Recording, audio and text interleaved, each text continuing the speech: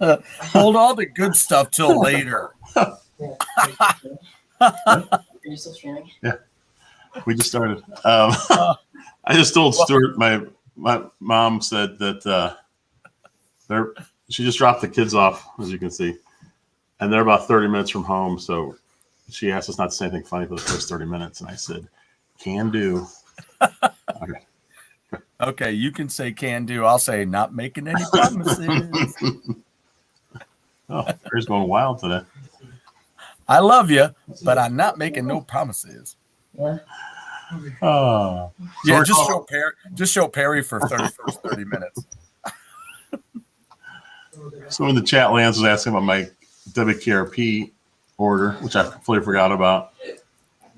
At Lance, according to Amazon, it's expected here by January 29th. And according to Jackie Stewart, this came super fast. Yes. My Speed Racer came within less than 24 hours. How about that? The Doppler effect. Meow. Yeah, that's pretty cool. Blu-ray, $15 right now on Amazon. And now I can't get that back on. Oh, I did it. There it goes. Did you see the other version that's like $150? No, what's it? It's like a bust of Speed Racer. Oh, Where the hell are you going to put that? where wouldn't I put it? Up your butt. Get one for each room. One for each butt. Where wouldn't I put it? I put it in the kitchen. Put all my important stuff in it. You could put your weed in here. So right before the show, we watched the Finnegan Fox video. That was pretty cool. We did. And who was the guy that was ripping on it? I don't remember his name. It was some YouTuber. He did a side-by-side comparison. Do I mention it or not? I don't care. And he was just going off because he was saying, it's not very original. Yeah, Tommy said it was going to be like all new or something. I don't know. I don't know. I was under the impression. I thought he had said that it was pretty much just a remake with new graphics and sound. Right. And like I say, how many games and some multiplayer? How many games are cross-platform? So you've got, a game you can play on your Xbox. It's the same as the one on the, PS whatever. And, what's the difference? Hey, Francois. It's going to look a little bit better. It's for somebody who doesn't have a Switch. It's for somebody who likes the idea of that game. And it's not like it's not like they're going, yeah, and you can pay $30 for this new game too, this version. It's only $10 though. Yeah, at the most it's $10, or if it comes with the system, who knows? It is going to be a launch day apparently. That's awesome. Yeah. So $10 on launch. Whatever. So yeah, we both got Speed Racer. I also got, I'm getting ready. I better get back over to us here real quick so I can see what everybody's writing. I did borrow a couple of movies today. I meant to bring them downstairs. One of them is called The Football Factory. And the other one is, hang on and I'll tell you. It's got Charlie Hunnam in it. I just got a notification that Go Game Go just went live on my phone. I've never gotten a notification for when our show goes live. Far out. Well, at least we know it's real. Yeah. Yes, Pete. I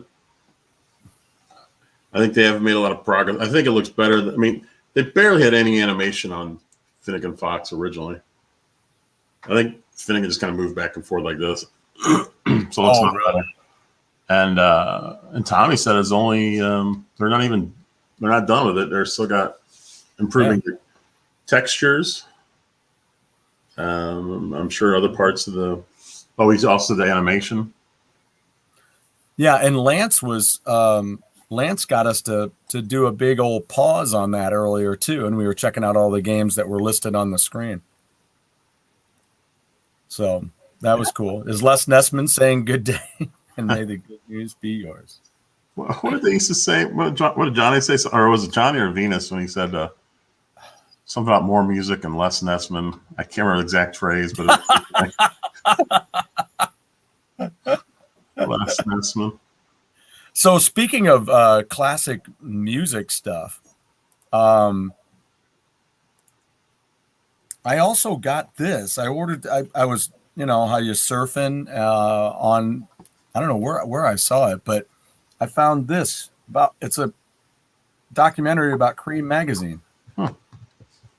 So I couldn't pass it up. I love these.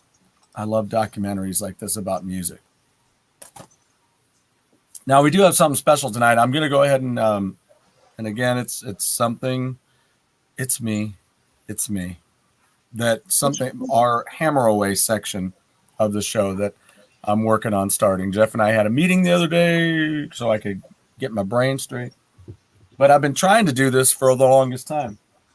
But one of my favorite bands, as you guys know, is Wayward Sons.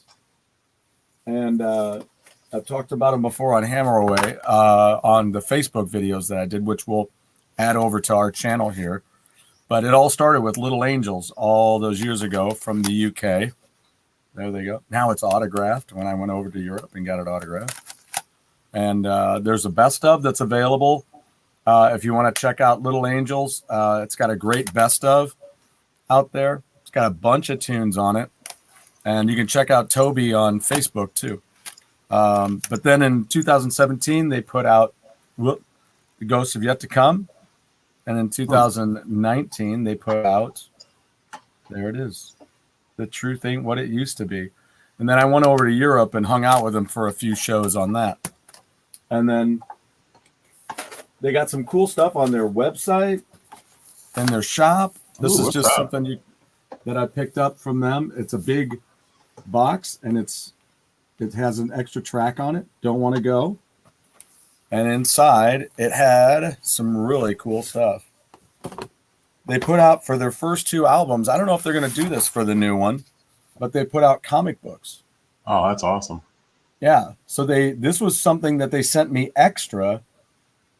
It's all autographed by the whole band. Oh, wow. So there's the first one, and there's The Truth Ain't What It Used to Be. So it's really cool. I like when people put named Stuart for extras. Yeah. And then this is a book that they put out, which is it's a making of the second record. I think it's the making of it's the making of the first album, and it's all autographed. So they sent me all that. And this artwork is done by, I'll tell you this, Jeff, because I know we are graphic artists and illustrators. This is done by Stuart Dilley. He's really, really brilliant. It's really got some good stuff. And I have to commend Sam. There's the band. So you have Sam Wood over here. He's a guitar player. And then there's Nick Wastel on bass. And there's my buddy Toby Jepson, lead vocals and guitar. This is Phil Martini on drums. And Dave Kemp is on keyboards. Dave has worked with Toby in Little Angels as well. And then they sent me the song that they had on vinyl in here is actually a picture vinyl. Ooh. So that was pretty cool. So they just finished up their new album. It's called Even Up the Score. And the albums are brilliant. If you haven't checked out Wayward Sons from the UK, don't check out Wayward Sons from the States. That's not the same. In fact, I even got confused by that when I was talking to Toby. He goes, no, we're not going to be in California. We're here. It's not. That's another band altogether. So, but the other day I got this, so I thought I would share it with you guys. This is all the way from England. You can see it's It's Royal Mail. Very impressive. So yeah. So I thought I'd open it up. It's from the new album. Booger. That was great. Watch it. Watch it. You're gonna get us fired. Booger. Isn't that how he ends? He ends that broadcast, and he goes booger. Yeah. Because Andy said, and Johnny, you can even say booger if you want to. All right, so here we go. We're opening it up. Look, a receipt. Woohoo! Far up. Ooh, so it's got a new shirt. This is the new artwork by Stuart Dilley for the new album called Even Up the Score. Very nice. And then I think I got a bonus shirt. They sent me a small before, though. It's kind of interesting. Yeah, this one is too. That's pretty cool. This was from their autumn tour in 2018. So it's got some different artwork on it. You should wear one of those in your first episode of Hammer Away. Yeah, in fact, I have mine down here ready to go. And there was the 2018 autumn tour. So Liverpool and Glasgow and London and Portsmouth and Manchester. Pontypridd. How about that one? Pontypridd. Bath. Ooh, Benderbath. It's quite awesome. Nottingham, Newcastle, Exeter, Oxford, Scarborough. Scarborough is Dave Kemp. And then, they sent me the... I also got the, you've seen this character already. Another t-shirt. You get they always do that. Like if you get a regular price shirt, they'll send you a bonus shirt. That's nice of them. Yeah, so it's pretty cool. I love the back and the shadow is somebody looking at the kid. Like Nosferatu. Nosferatu. Holy crap, I got another copy of this. Whoa. Were you not expecting that? What's that? Were you not expecting that? No, I was not. And my new 2021 Wayward Sons calendar. Ooh. So they have lots of cool stuff. And I'm actually in 2 of their videos. Really? Yeah, because I was in the front row in London when they played there. Wow, this is pretty cool. So there they are live. Such a great band. Check out all their videos. You can get out there. They have a new single that's out, I think, for Even the Score. I need to check it out before I do the next thing. But keep with us because this, again, right here in the middle, that's Toby. And I'll be doing an interview coming up with him soon. I just messaged with him the other day, and he said, yeah, let's get it together. So we're doing that. And since we're on the subject of music, I got another package. And I'll kill that one too. This is a little light reading. I had to order it the other day. I have one of their other books coming too. Rob Halford. Confess. So I'm eager to read that. See what that's all about. I also ordered KK Downing's book. KK Downing is one of their guitar players that's left recently. This guy right here. That's KK Downing, the blonde guy. So, yeah. Pretty exciting for me here. Love it. So, what else are we talking about? Anybody talking about much? Oh, I forgot. February 3rd. This is the day that Buddy Holly died. Yeah. Yeah, that's huge. Because Buddy Holly is one of my all-time favorite musicians. Yeah, he is. It's weird to think he died when he was 22, and the effect he had on rock and roll scene. I mean, Crazy. Right. Especially for where he lived. From Lubbock, Texas. Yeah. I mean, at 22, think all the music he pumped out. Yeah, that's true. That's true. Absolutely. Nuts. And then was a big influence on one of your other favorite bands. Yeah, the Knack. Yeah. And the Beatles. How many Buddy Holly tunes did they cover? Did they only cover the one? Having a Rave Up, or did they do more? Rave Up wasn't a cover.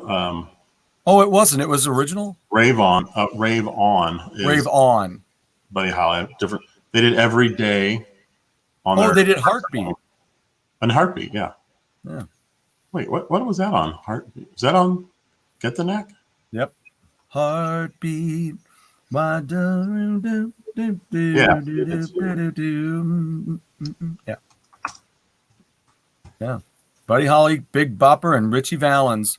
Did you like the Buddy Holly story, the movie? I've never seen it. Shut your mouth. Really? Yeah, I've never seen it. What about I did go see it. No, I didn't see the movie. They toured years and years later, and I did see that at the Fox. Really? Interesting. Yeah, Buddy Holly from Weezer. Yep. Yeah. Yeah.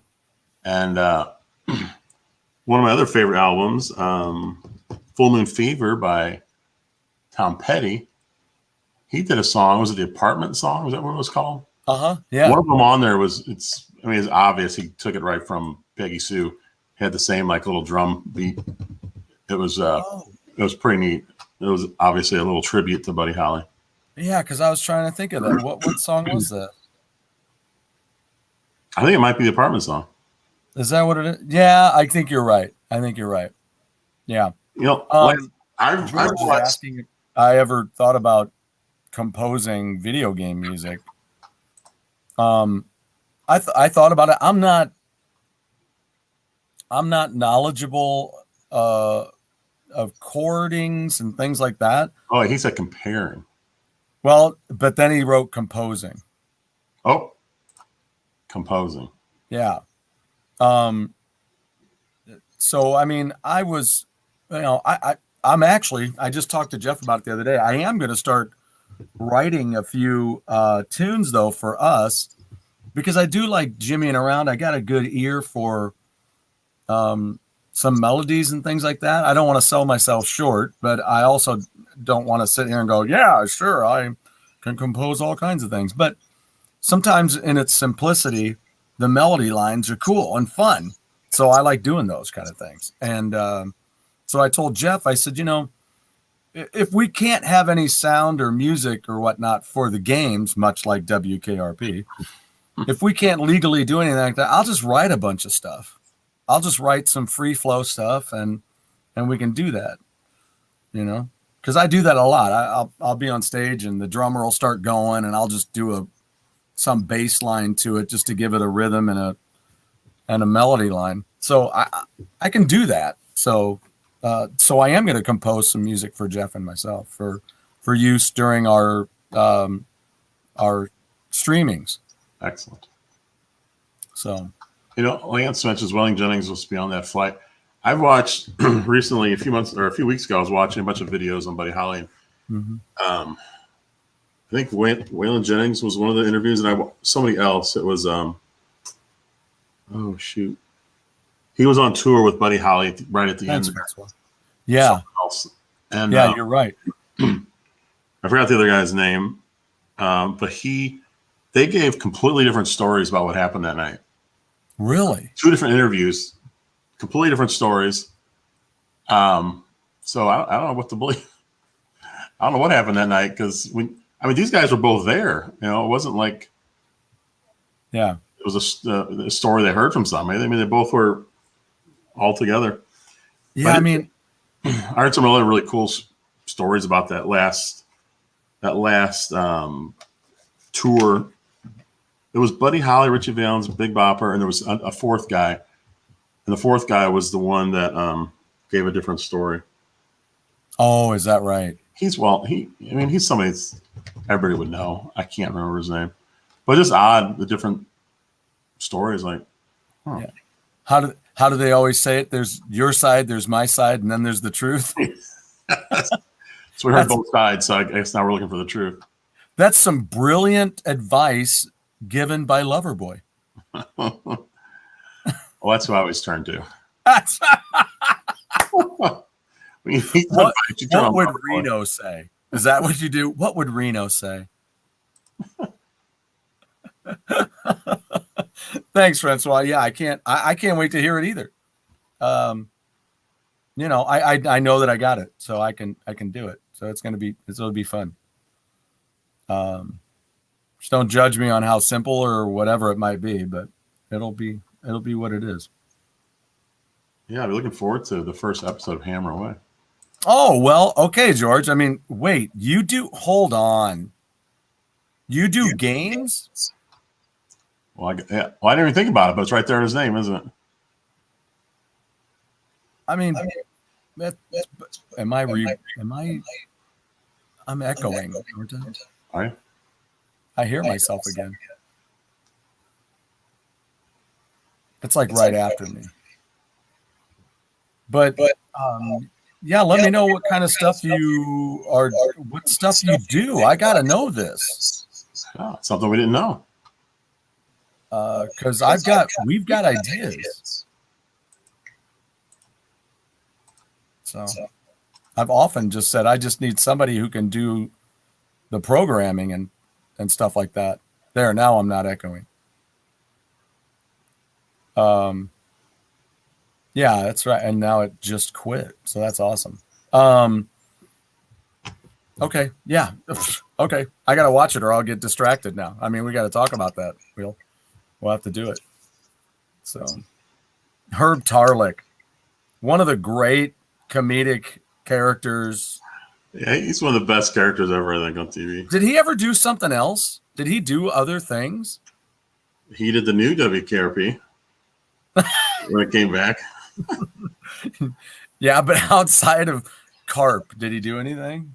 I've never seen him or Les Nessman or Jan Smithers or well, Jan Smithers, I thought I saw her on something else. I'm sure they've all done stuff. I've just never seen them anywhere. Like Andy Travis. What's his name? I always forget. Yeah, me too. Gary Sandy. I never saw him on anything either. And I'm sure they must have. They just couldn't have gone all retire at the same time. Okay, so let's do this. All right, you ready? I need to get back to you so I can see the stream. What am I going to say? I don't know. Let's compare 4 women, shall we? Because we compare these two or these two, okay? It's an age-old question for men, especially of our age, who watched both of these shows. Marianne or Ginger? Or Jennifer, or why can't I say her name? Bailey Quarters. Yeah. So which Marianne or Ginger, or Bailey or Jennifer? Jennifer. That's where you would go? No, I'd go Marianne and Bailey every day. Every day. Marianne and Bailey. I don't know what to tell you. You can just tell me good choice because I want the other two. That's all you got to do. That's why we get along so well. We just split the difference. You'd rather take that lane? Fantastic, because I like this lane. I'm trying to follow George Games here.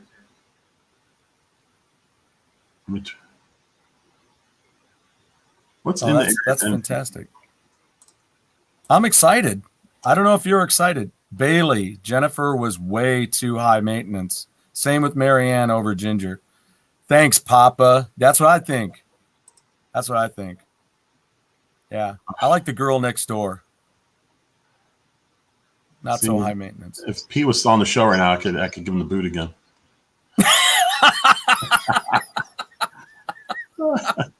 Come on, Pete. Jump in real quick so we can pop you out. Mama Carl's. There's a more interesting question right there. Lance. Oh, come on, Pete. Oh, shoot. Oh, no. No. Yeah, Mrs. Wallowitz was never shown. She was never shown, but you know who it was. And she's passed away now. Right. Well, you saw like a silhouette or something of her in one episode. She like ran by really fast. Right. But she was on Seinfeld. She played George's girlfriend. Yep. Well, literally wasn't girlfriend. It was when he was trying to get unemployment.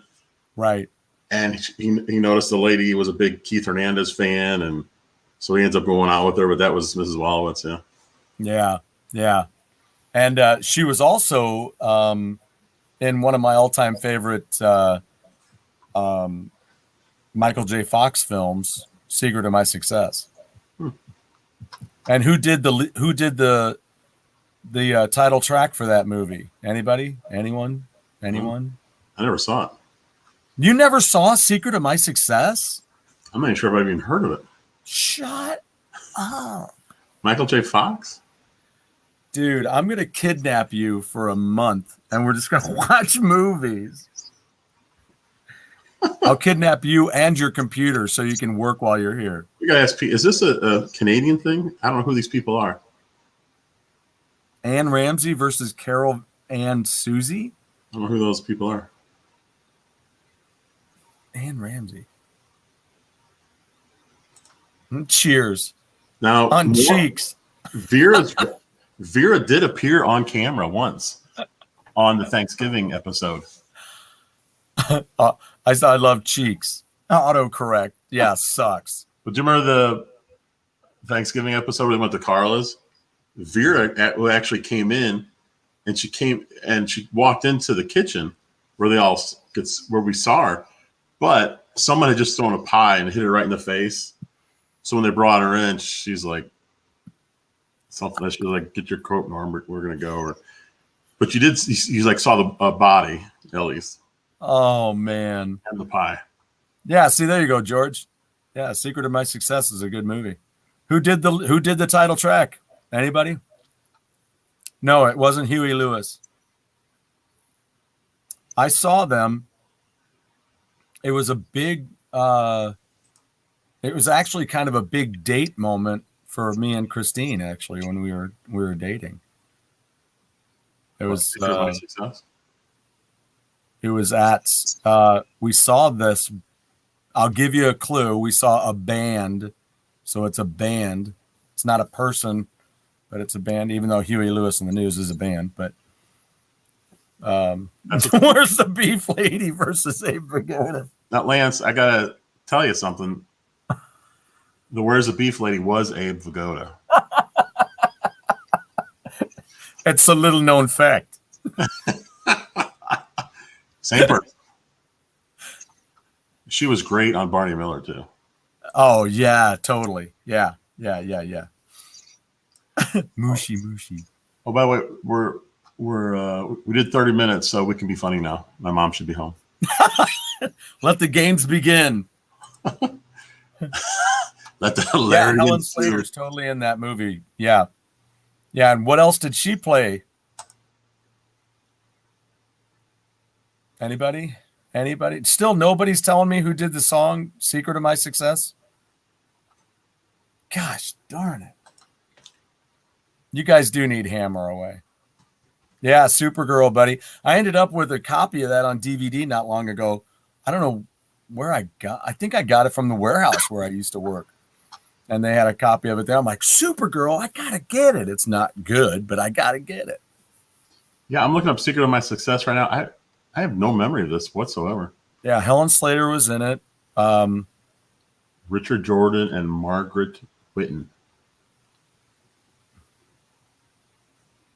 We just pulled into the garage. That's great.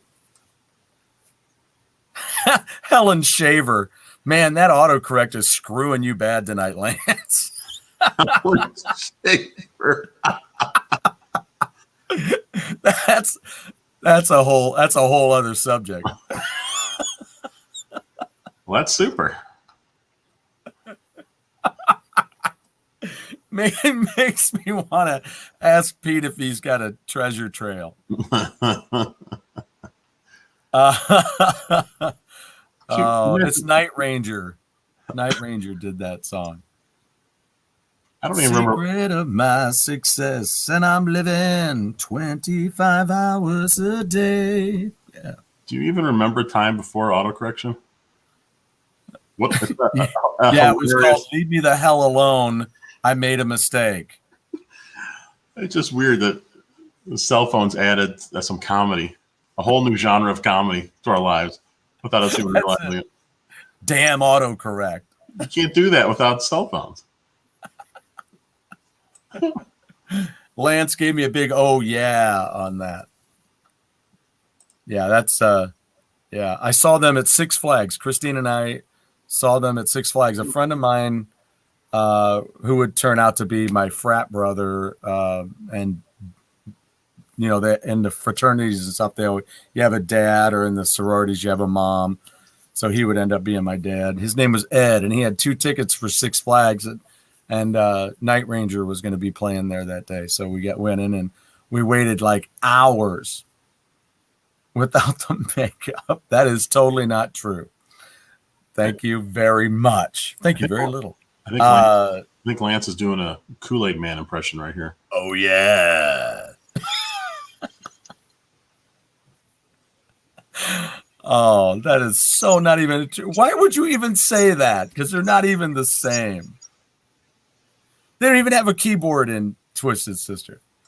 I ended up meeting up with Night Ranger years later when they played here at Riverport, and my dad was with me backstage. And there's just nothing like introducing your dad to a rock star, and you're like, "Hey, Dad, this is Brad.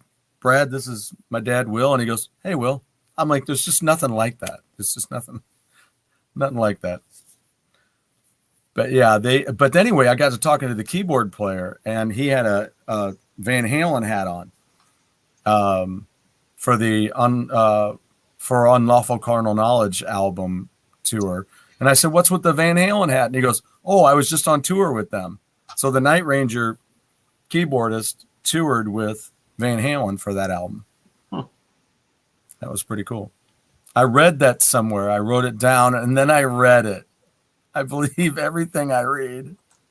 This is the first time my mom's ever made a comment. I know, right? And look at that. It was right at 7:30. I said it would take 30 minutes, and boom. Yeah, what the heck, dude?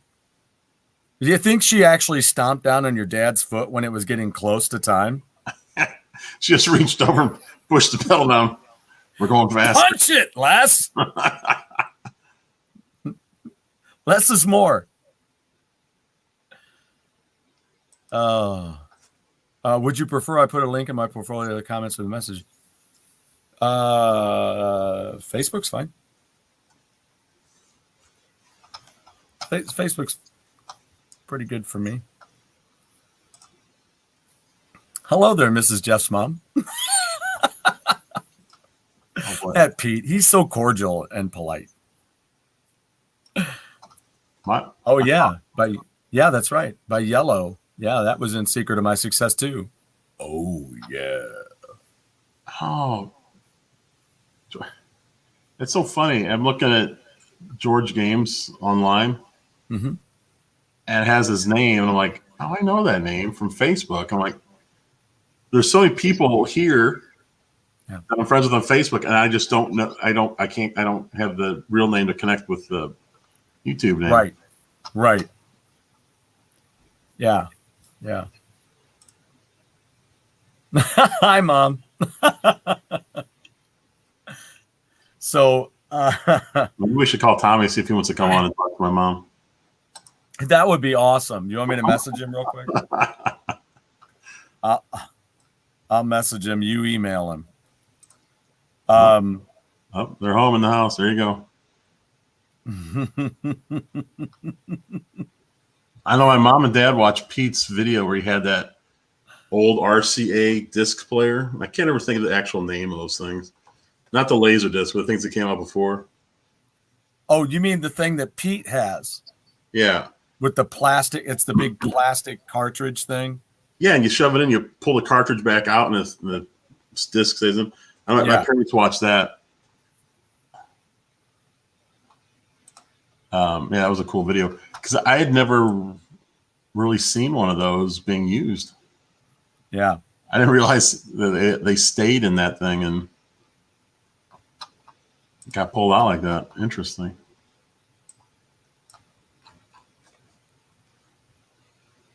I'm watching George's website here, the games. All right. So yeah, I actually do have coming up some of the things we got coming up. I'm going to do an interview with Tommy. That's going to be, I think, my first Hammer Away interview. So it'll be more music based, more about the music side of Tommy. Do you know when that's going to be? That's going to be in 2023. Excellent. Minus a couple of years.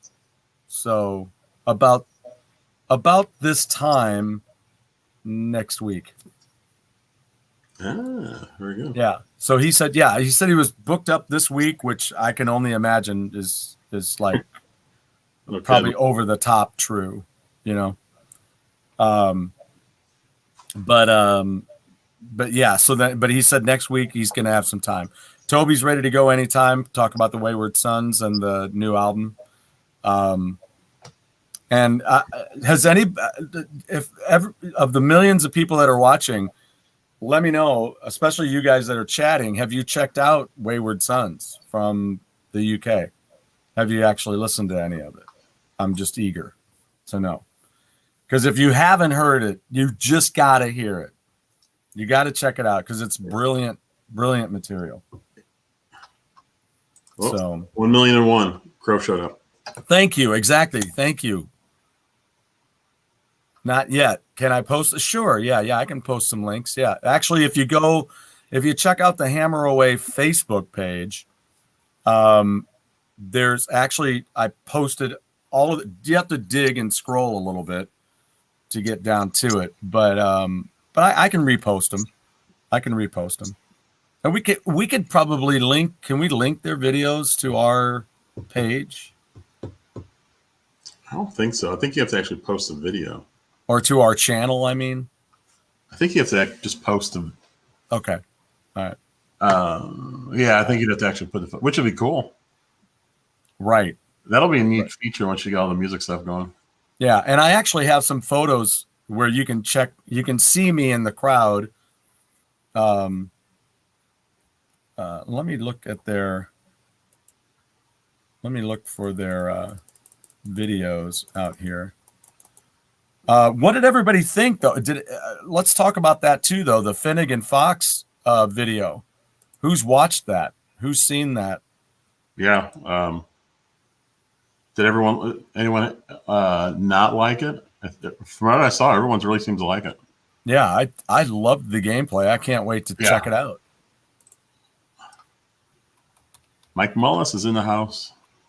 Mike, I got to get a hold of you about some stuff. Mike has his show tomorrow night. Far out. At I think he goes on 9 p.m. Eastern. Crow has a video coming out on the Oliver Twins cartridge on Evercade. Oh, sweet. Yeah, here you go. He's talking about Panic Dizzy. Yeah, I got to watch that because I actually have the cartridge. I've only played the first game so far.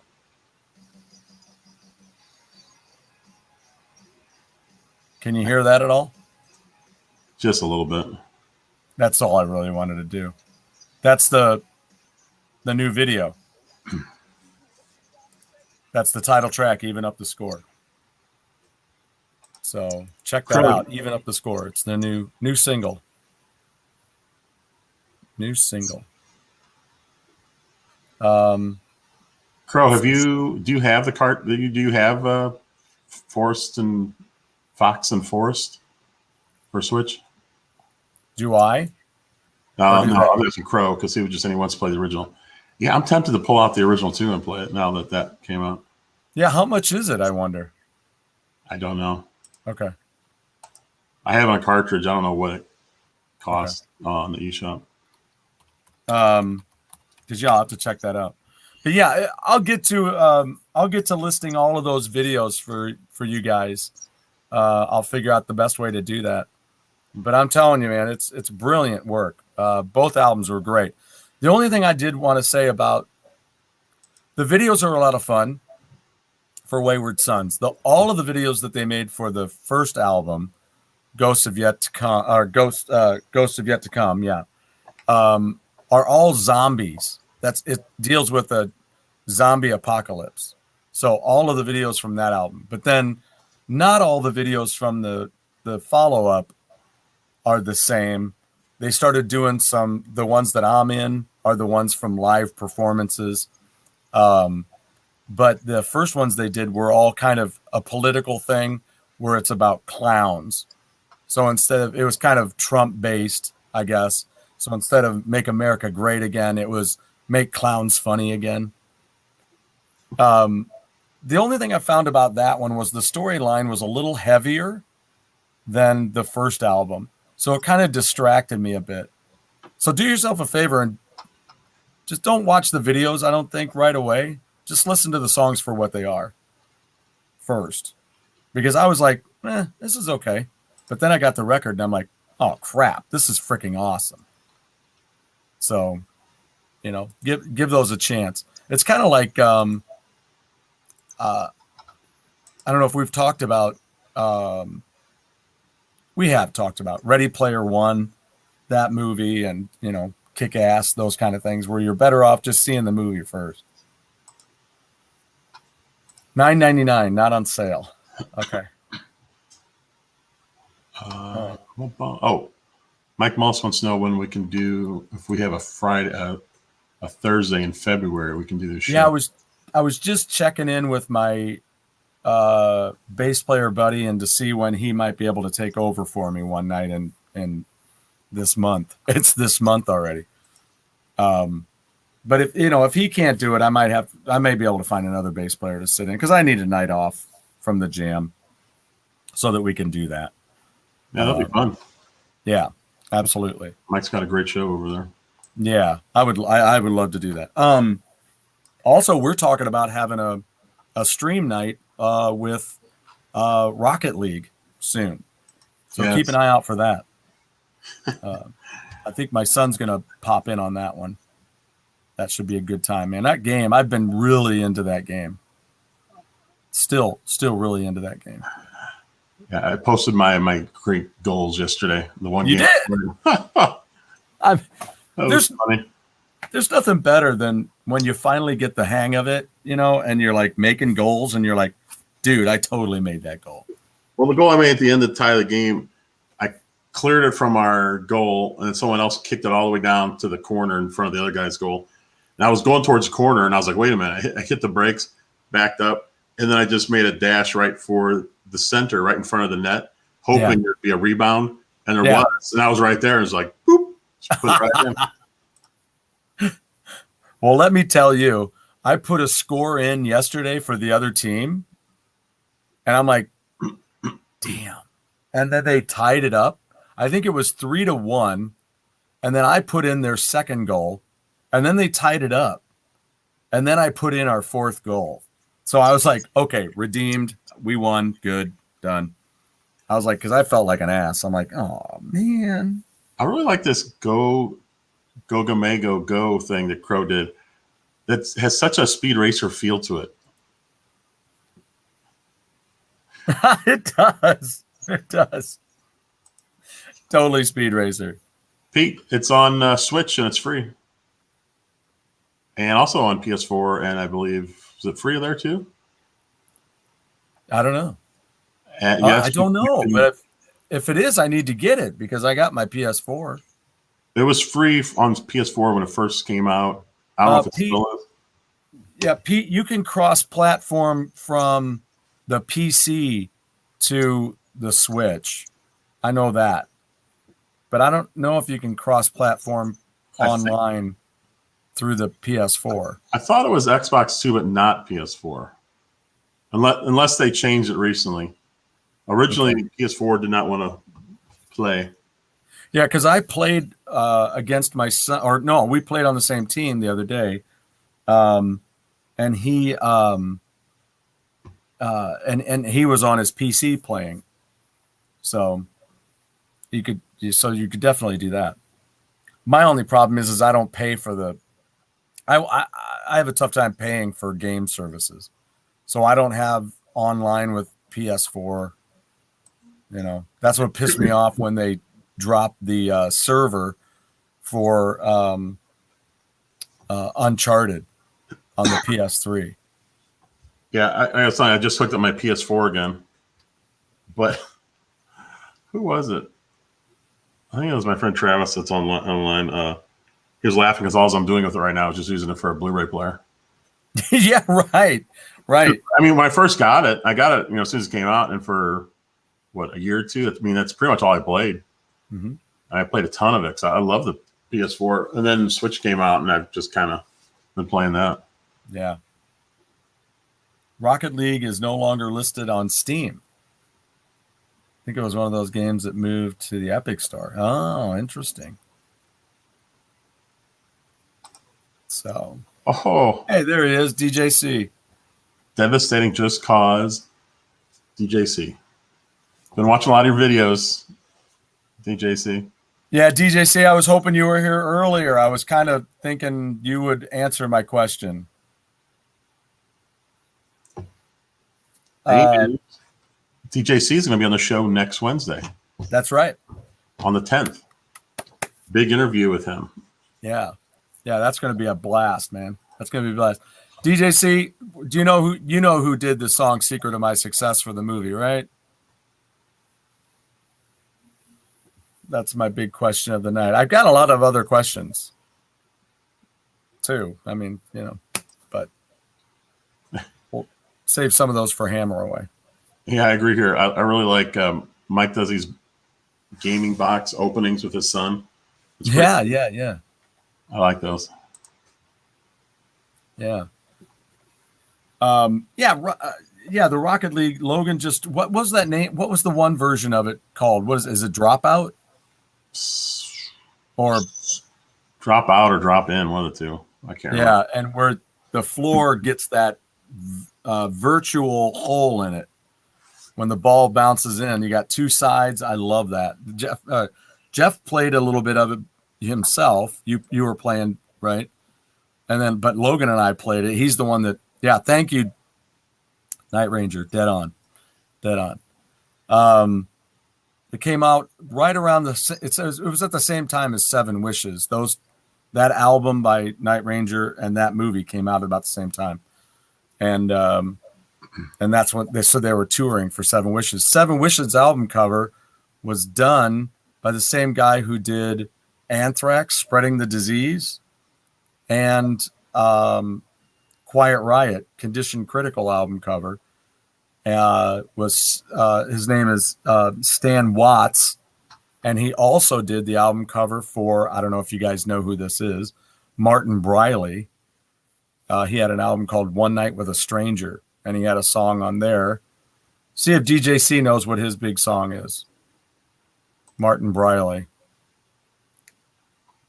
I've performed it a few different times. I need to get back into playing it so we can play it. By the way, everyone should go check out DJC's YouTube channel so they can see some of his videos before the show. They're pretty funny. Do you see? You probably already put this up there, Pete. One? Where he goes, this is a trick question. That is a trick question. It is not. It's not. So anyway, DJC would also know this one. Okay. So here you go. Pete, you might know this one since you're being such a smart ass. What was the Twisted Sister song in the first Pee Wee Herman movie? You've seen that, right, Jeff? The first one.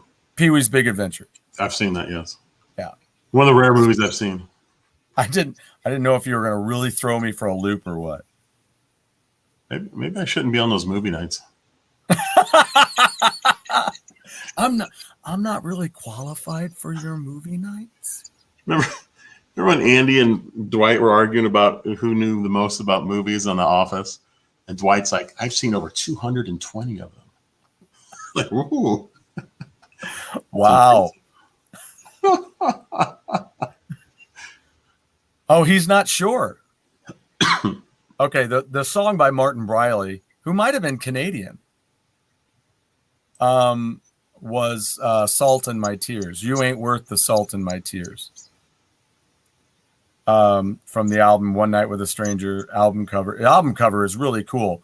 He's like been with a prostitute, and he's like the room, it's a hotel room or a motel room, and then he's like floating in the background like he's underwater, like he's drowning, and she's just over putting on her stockings on the side of the bed.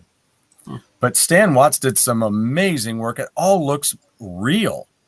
I mean, you really can't, at a quick glance, you think it's a photograph.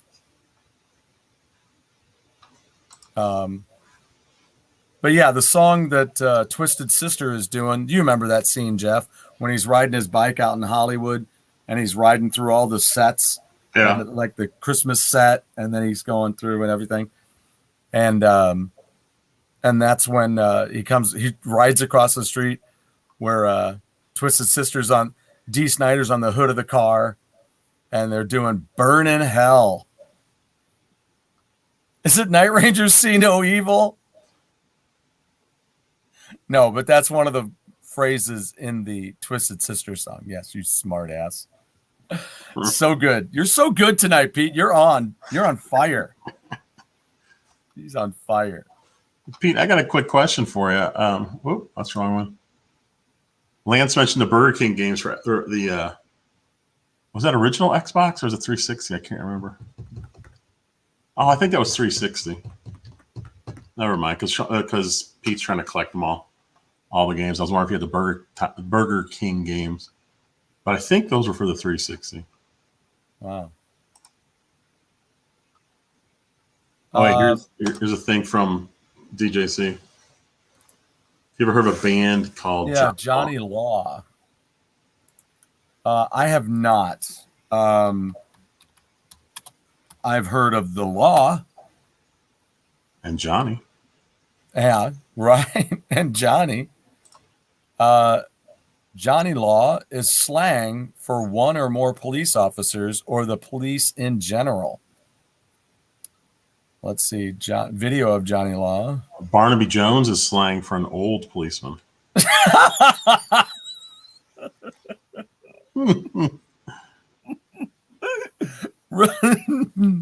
Too old to have made that bust. Yes. So, wait, Pete, are those original Burger King? So those are on the original Xbox that can be played on 360? So I remember I got those.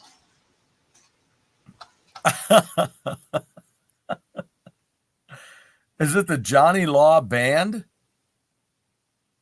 at CJ Sparrow's? That's a cover band. CJ Sparrows. CJ Sparrows. The band. And they play Government Mule and Aerosmith and Black Crowes and countless others. Do I dare take us back to our favorite Christmas gifts and the Carl Douglas album, Kung Fu Fighting and Other Great Love Songs? Kung Fu Fighting and Other Great Love Songs. I just told my students about that today. I said, because one of my students is he's very clever, but he gets a little, what's the word I want to say? He gets a little snarky, right? And most times he gets dark snarky, but he does get a little snarky. And I said, dude, you're going to love this. How about an album called Kung Fu Fighting and Other Great Love Songs? Because there's nothing like a love song about kicking ass. They did have a song on there called Witchfinder General. Rockford Files versus Knight Rider? I love Rockford Rockford Files. Files. I used to watch it all the time. I love Rockford Files. Never was a Knight Rider fan. I'm not even sure if I've even watched an episode of that. Yeah. Plus, the theme song for Rockford Files kicked its ass. Yeah. Which theme song would you rather listen to, Rockford Files or Sanford and Son?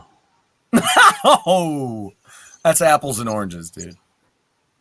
If I feel like getting funky and silly, yeah,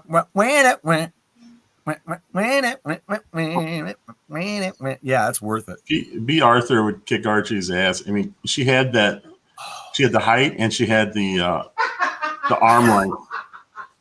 She's got him by about 7 inches. And she's always wearing the things. It's just like a long coat or whatever. So she's got a lot of room to work there. Not to mention, she probably got nunchucks in there somewhere. In her hair. Oh, Blanche, clack, clack. What is that? Just my nunchucks. Just my chucks.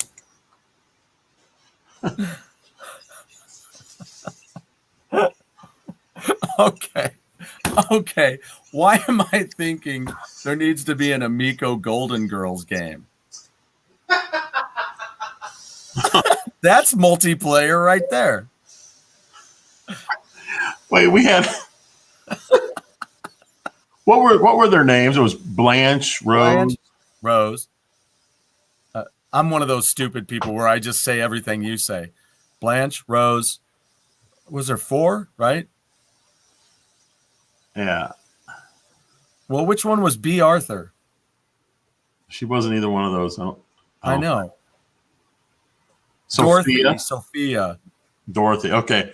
So we had a thing at work where they asked for these 3 files that I had to send the client. Yeah. And the code name for this project was Golden Girls. So I sent them the 3 files, and at the very end I did an underscore and I did a name of each of the Golden Girls. It didn't say a word. I just sent it along. And then somebody told me, she said the client thought the naming was hilarious. Well, thank you. I was pretty proud of it myself. I want you to know I go the extra mile. I'm always thinking beyond the limit. I'm outside the box, baby. Why did they call it? Why was it called Golden Girls? Because they were in their golden age. Oh, okay. I got to tell you, Lance, you can put whatever you want versus B. Arthur. I'm going B. Arthur on B. that. Arthur every time. I have got this image of her just getting you in a leg lock and you're gone. She'd do one of those flipping things where she comes around, hooks her legs around your neck, takes you to the floor and goes, ring, and just constricts. Not like I dream about B. Arthur doing that. Wait, a Golden Girl skin on the Teenage Mutant Ninja Turtles arcade would be awesome. Oh my gosh. Would they keep the same weapons or would they use other things related to the Golden Girls? No, they got to have a purse. One's got to have a purse, and B. Arthur's character has to have like this big sweater she just wraps around him and chokes him. That's it. Papa Pete, what did I say? B. Arthur. What? Have I not made this point clear? I don't care if it is King Kong Bundy. It's nothing against B. Arthur.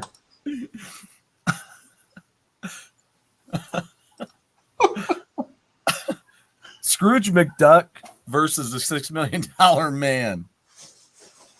Well, that's a $6 million man all the way. Oh my God! Do you remember the episode of The Office season 1 where Michael was saying something to Pam and he turned away? She said something about wanting a raise. Oh no, he said. Oh, and he goes. His salary should be $6 million. And he walks away. He's like, no. But it went on for like 40 seconds. It was so awkward. So awkward. Yeah, it was awesome. It was. He just kept going. Oh, God. Oh, man. Sophia would have a purse. Rose would have Norwegian coleslaw pot. That's beautiful. B. Arthur would have a club, plus the sweater. She's just that mean. And Blanche would have a big...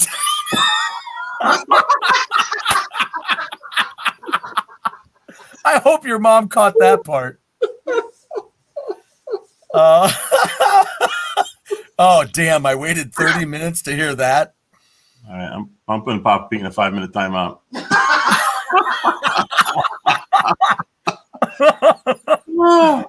You don't know. I haven't heard anything yet. He may have put himself in a timeout on that one. He put himself in a full Nelson timeout.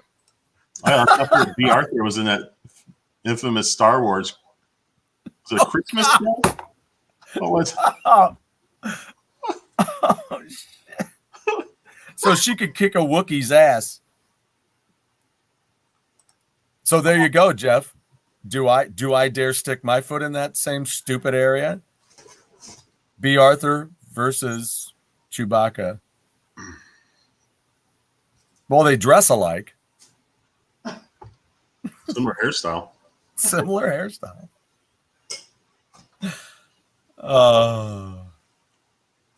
Has seen the Golden Girls is nodding. Yep, that's what they'd have. My tab soda. I'll have a tab. I can't give you a tab unless you order something. How about a Pepsi free? If you get a Pepsi, you're going to pay for it. Hey, is DJC a time traveler? Do they still make tab? Yeah, they do. They do? Yeah, they do. Oh, my God. I had no idea. Yeah. Yeah. You can't get it everywhere, but they still make it. Because I was freaking out. I saw it. My new sponsor. Maybe we can get sponsored by Quisp. I would love that. They'd probably make me pay twice as much for it. You know, it's really expensive. They put it in a little tiny box now, too. I know. It's 10 and some ounces. And you got or is it even, it was 8 and some, it was 8 ounces and something, I think. God, it's horrible. I don't know, man. I don't know. It's like it's pooped out by a golden chicken or something. I'm beer free tonight? What? He's been hacked. Drinking some ice water. Yeah. Silly just said his Papa Peep been hacked. It's just really him behind the keyboard. Pete's been hacked. Pete's not okay. Somebody get an emergency vehicle over to his house now. I am fearful for that. Okay, but Chewbacca versus Bull from Night Court? Or better yet, not Bull, but his character that he played in House. How about that?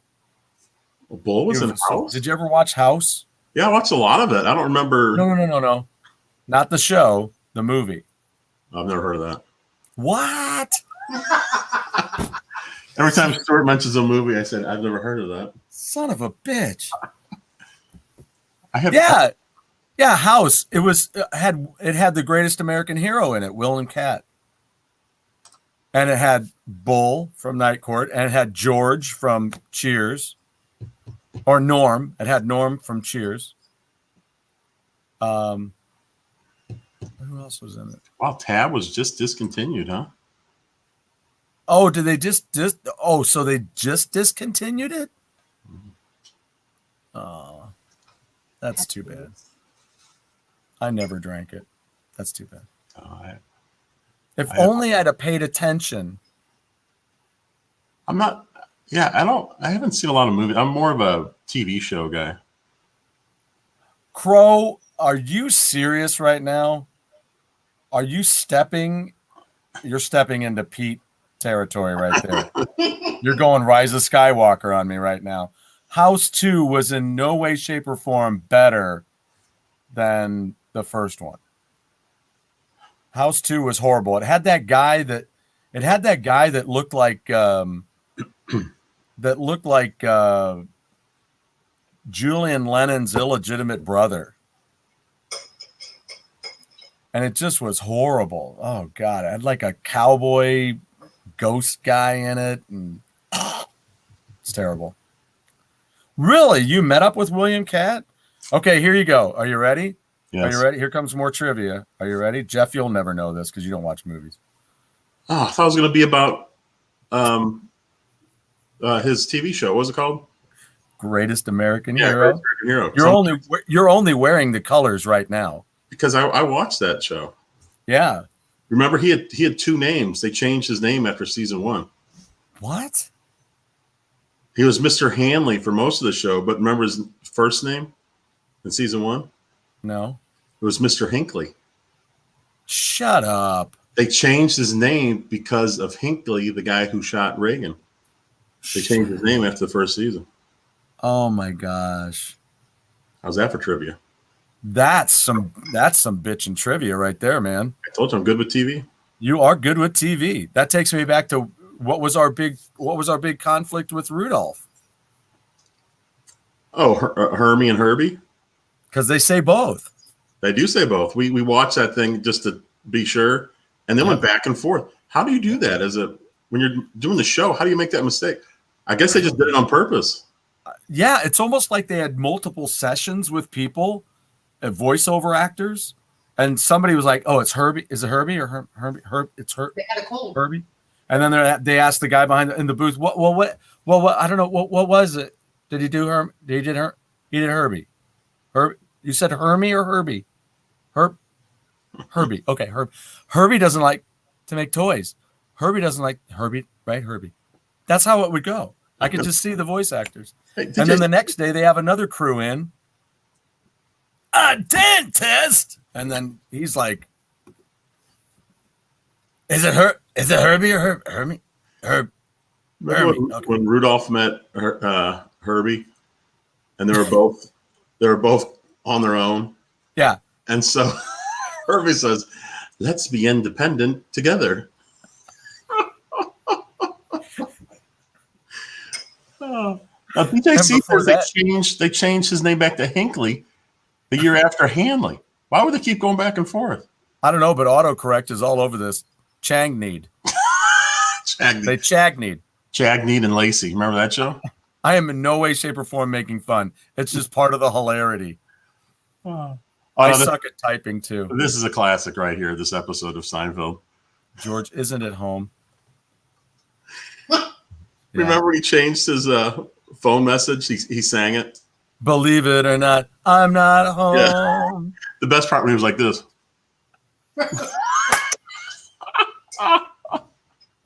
It was just so funny. George, he's eating popcorn. He's like, Now here's my trivia question. Thank God I remembered it. I don't always do that. Here, look, this is what you want to see from people. I typo everything. I get so excited. I typo everything. And I appreciate the typo and everything. I appreciate you running along and not just thinking I'm a dick. I am, but that's not part of it here. Yes. So, okay. So wait, Mike is on track here. Okay. Do you know? This? Yes. Do you know about this? Not if it's. So I won't even ask. I do have to make my way up here though, because I need to make sure. Okay. So here's the deal. Who directed Carrey? Does anybody remember who directed it? I mean, the original Carrey was Sissy Spacek.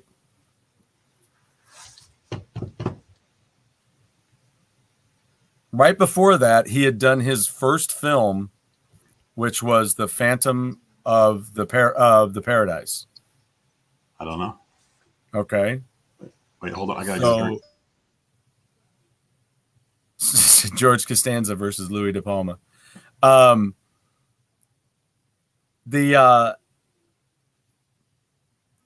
was done by Brian De Palma. So I think that's funny that I just read Louis De Palma. So yes, thank you. Brian De Palma did it. So where was Brian De Palma prior to making that film when he was looking for people to cast in that film? Anybody know where he was? He was in a room at the back of the room of what event? That is my question.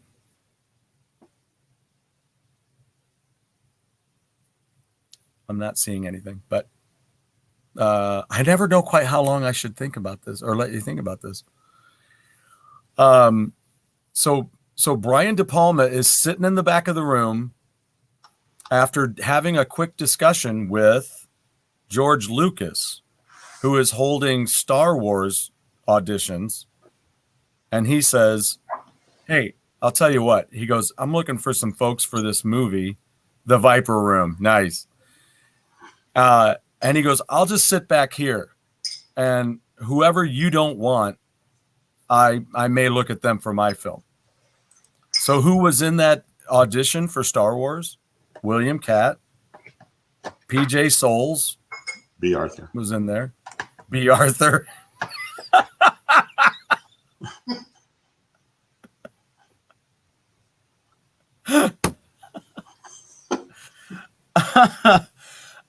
So there was Brian De Palma, and he picked up those two people and put them in Carrey. So Robert Englund did an audition for Luke. Wow. John Travolta. Yeah, John Travolta was in there. Did he audition for Star Wars? Who are people that have never been in my kitchen? Oh, I never get tired of Cheers comments. It does. That never gets old. That line never gets old. Speaking of Princess Leia, I was just watching a thing on Laverne and Shirley. Yeah. And they said that yes, Williams was one of the finalists for Princess Leia. Mm-hmm. Mm-hmm. That should have been pretty good.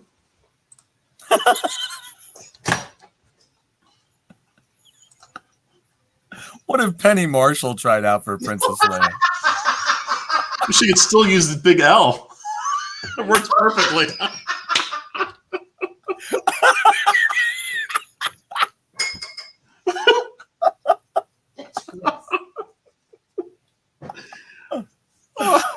Did you see her in Hocus Pocus? Those two were brilliant. Gary Marshall and her, they were brilliant as husband and wife. In Hocus Pocus. Oh my God. She had so many hilarious lines when they finally got to her. Oh God. Obi-Wan Kenobi, you're my only hope. Here's a Pepsi and milk when you get here. Oh, it's milk and Pepsi. I got some milk and Pepsi. Oh my God.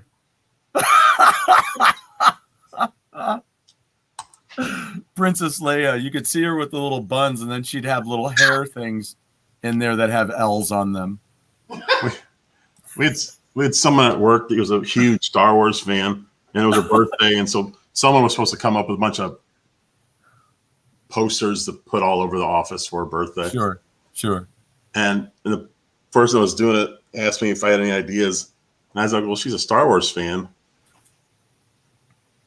I said, "Why don't you put those like hair buns on the side of Bones and say, 'Damn it, Spock, I'm a doctor, not a princess.'"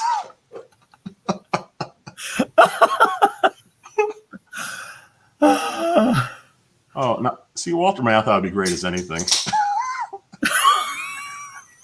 you imagine him all just kind of hunched over and really slow, just complaining the whole time? Whoa, what the? Sorry about that. He just like slice up anybody standing next to him. The drunk Walter Matthau. He'd be drunken Jedi. That's what they should do. They should do a Walter Matthau Jedi movie. Just call it just like what was Jackie Chan had Drunken Master. They should just make it Drunken Jedi. And he's Yeah, I remember the SNL skit. That was great. Young Barbara Streisand for Princess Leia. Yeah. Yes. Well, the Fern Shirley game. Yeah, they could be in the Schatz Brewery.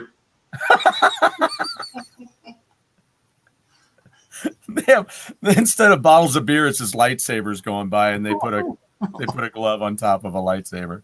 They should have like a little cap, or if you put it on top of a lightsaber, it's safe. Like a little safety.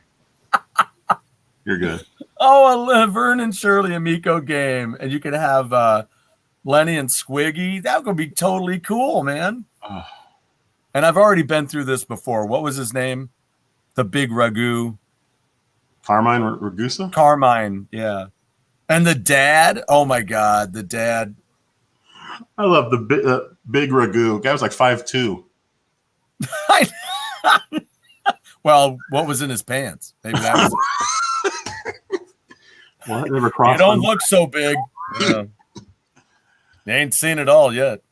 Shirley said, "Trust me, he's the big ragu." Yeah, Did I tell you that somebody asked me what was under my kilt at one of my gigs? They go, "So what's under the kilt?" And I was like, "You see, I got a beard. I think you know what's down there." Yeah, Phil Foster was the dad. Phil Foster was the dad in the pizza parlor. He was the. Mm-hmm. Okay. Eddie Mecca, who's that? Big ragu. That was his acting name. Mm-hmm. Oh, I did not remember that at all. That show went right into the dumper as soon as they moved to California. Tapper became Root Beer Tapper to make it kid friendly. Yep. That ended up in. That's one of my favorite scenes out of Wreck-It Ralph too. What is this in reference to? I completely forgot. I don't know. All I know is, who likes tomato soup? Speaking of spaghetti with tomato sauce. Do you like tomato soup, Jeff? Not really. It's okay. It's good with grilled cheese sandwich. With a grilled cheese sandwich. Yeah. I'll just eat the grilled cheese sandwich. Oh, stop. Sella just got like a little bit of Brooklyn in her right there. Tomato soup, it's it's good with the grilled cheese sandwich. I don't like tomato soup. Why? So Have you ever tried it, Jeff? Not really, but I don't know why I'd want to drink a tomato. What? I was like George Carlin always said it didn't look like tomatoes were done yet. You cut one open, it doesn't look like it's done yet. Crow said grilled cheese is better with chili. Interesting. Actually, that's a good thought. Yes, I will say okay, but you know what I like with the chili is a peanut butter sandwich. You dip that peanut butter sandwich in that bowl, and you eat that. It's so tasty. Here we go. We're going to play a little Jeopardy. Jeopardy? The answer is spaghetti with tomato sauce. The question is, what's in Carmine's pants? Ew. That's brilliant. That's brilliant. Who said that word? No. Alex Trebek is not rolling in his coffin. He is cheering right now. He needs to take a drink. He is applauding you right now. There's somebody walking around his grave right now going, what? Did he say brilliant? Did you hear him say brilliant? Oh, God. There was an Al and a Pat Morita. Yeah, right. Played Arnold, yes. Al was... yeah, Big Al. Yeah, Big Al. Who's No, also... but I don't like tomato soup because I feel like I'm being cheated. Because it tastes just like the sauce that they put in SpaghettiOs. And I'm like, where's my pasta?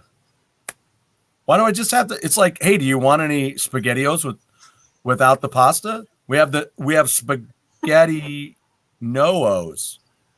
Waitress, can I have some noodles and meatballs in my tomato soup, please? Oh, you mean SpaghettiOs? Exactly. Thank you. Spaghetti no-os. I think I just came up with something there. Al Molinaro. Yeah, speaking of another Italian dish. Albania. Thanks, The Crow. Molinaro. Do you need some Molinaro with those toasted raviolis?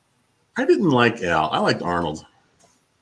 Al was, I mean, they were both drama queens. But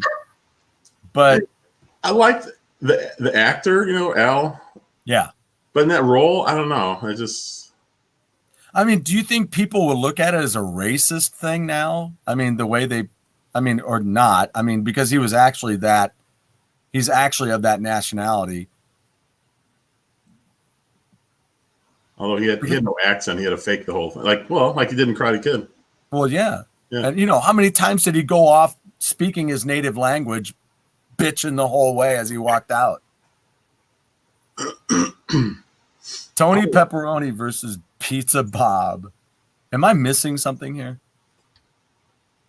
See, Tony Pepperoni, is that a Canadian thing? Didn't we talk about this once before? Yeah, didn't Pete mention Tony that? Pepperoni. I think so. Al Molinaro plugged Encore entrees. Oh, yeah, that's right. Jeff and I just had a buddy of ours who, and Celia did. We all worked with him at one point. Good friend of ours passed away recently, and we hadn't been in contact with him for a long time. But it's funny you mentioned steaks, because I was just talking about that the other day. I used to go to the store right by the steak store where he was a manager. I was so sad that I found that out. Oh, Tom, yeah. Yeah, we pass it all the time. We live right by there. Yeah. It was terrible to find out he died. Walked in there, you know that? It's terrible to find out he died, and we were so close to him. I mean, yeah. I was like, he worked where as a what? I'm like, he was probably there a ton. If I know him, man, he was there. Tom would be there all the time working. If he was a manager, I'm sure he was there all the time. Francois trying to slip in a joke for the second time.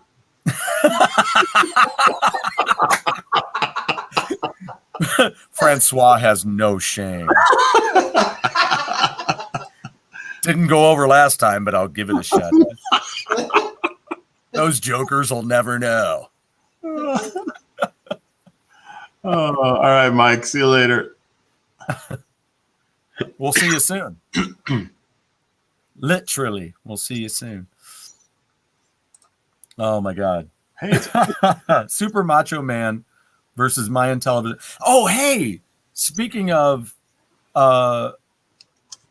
classic stuff, nostalgic stuff, did you ever watch okay, here I go again. I don't even know why I'm asking you. Is it a movie? The answer is no. Was it a movie? Yeah. No. Yeah, that's what I thought.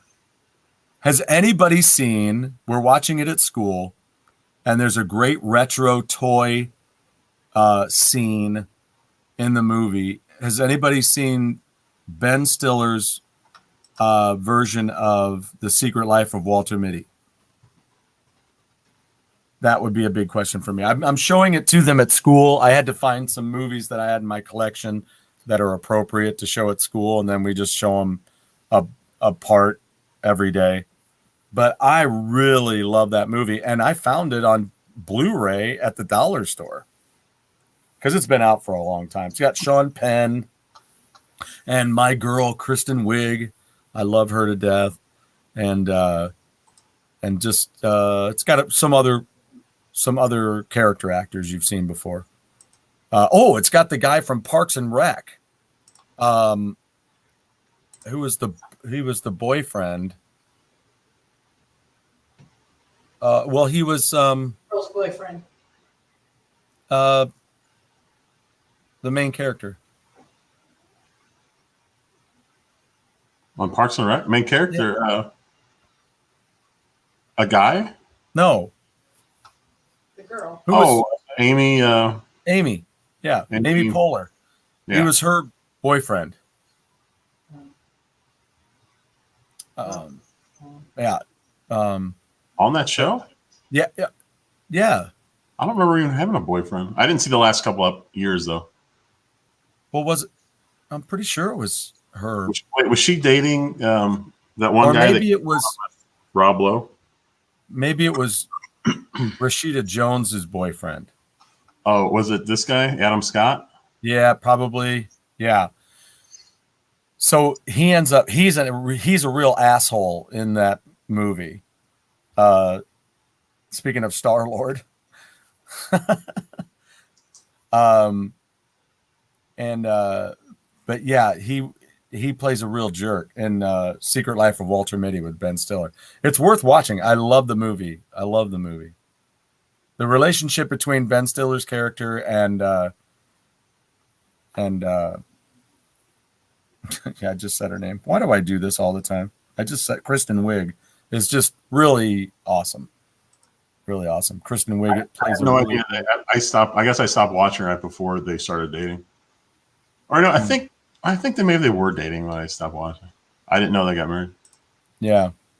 Now see, here's a TV thing, and so for TV, I didn't need the Alice in parentheses because I know exactly who Vic Dayback is. Exactly.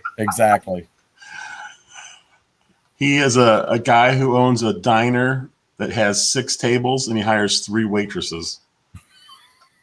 Yeah, no wonder he had no money. Did he even need a waitress? Couldn't he just grab the orders and? Could you just sling them out there? Yeah. He could have just had one of those long pizza things and just, here you go. There you go.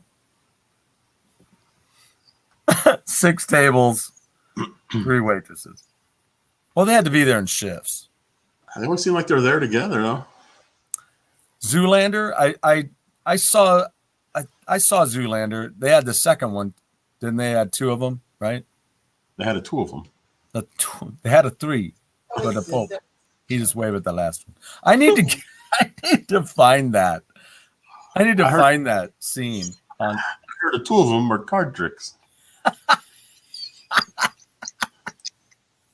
Yeah, Mel had a big old window. He could have just handed it to the customers. Yeah. Number 6. Number 8. So when it was just Flo and Vera, why in the world did he hire Alice? They all worked at the same time. Maybe she was good in the sack. Yeah, that's horrible. I doubt that. That's horrible. Gets a lot of hate, but I liked it. Okay. All right. This is somebody new to me. Eep is somebody new to me. Why is that real? Yeah. Papa Pete knows him. Cool. His name is there you go, Sean. Sean is Eep. Welcome to the show. Yeah. Nice to have you aboard. Yeah, I don't know. Jeff, I'm really eager for you. There's so many movies. I need to keep a list right here as I say them, and you're like, no. See, no. He's real. He is real. This is not a dream. I'll take Harrison Ford out of this group. Whoa, wait a minute. What are we doing here?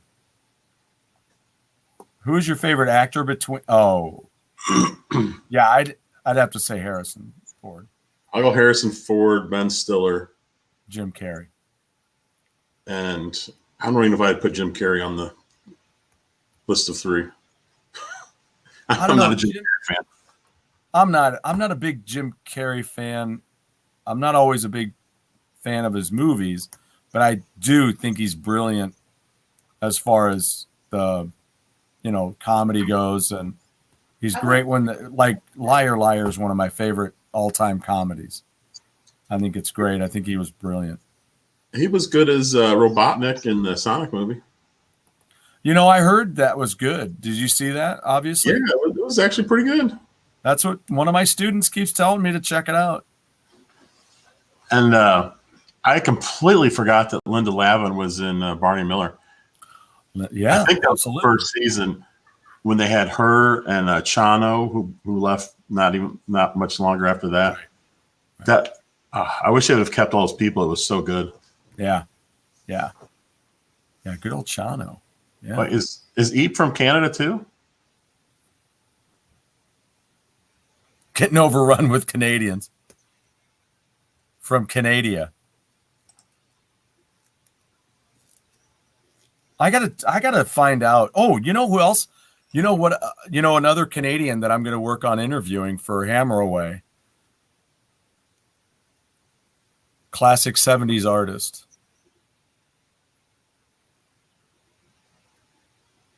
Any guesses? Michael Jackson. No, not Michael Jackson. Because I'd watch that interview. Would you? It'd be pretty impressive. Oh wow, Chano just died. I didn't even know that. Oh, I didn't know that either. Gregory Sierra. Within the last 2 weeks. Shoot. Truman Show. Okay, George. Yeah, that's your favorite Jim Carrey movie. It is a pretty good show. That was pretty good. I'm not saying that I'd own it. I actually watched that one too. I liked it. Yeah, I liked it too. Yeah, I thought that was pretty cool. Maybe I do like Jim Carrey. The Mask. He was great in The Mask. He was pretty good in that Christmas Carol. He actually did all of the different voices for the ghosts and Scrooge. You see, what a show. I came in thinking I didn't like Jim Carrey, and now I think I like him. Crazy. I think I like him. Eep is from Canada in a city that rhymes with fun. What? Montreal. Oh yeah, Screech just died too. What is going on? What? How the hell did Screech die? Didn't he have, was it cancer? He was really sick for a while. Really? So, Lance, would you say he was majestic? Cable Guy, I didn't really like Cable Guy. What's up, Perry? Perry. Ooh, I got to come up with a Perry theme. Every time Perry comes on, you got to play the theme. Just something sexy. It's got to be sexy. You gotta put a new outfit on her. And Bruce Almighty, I kind of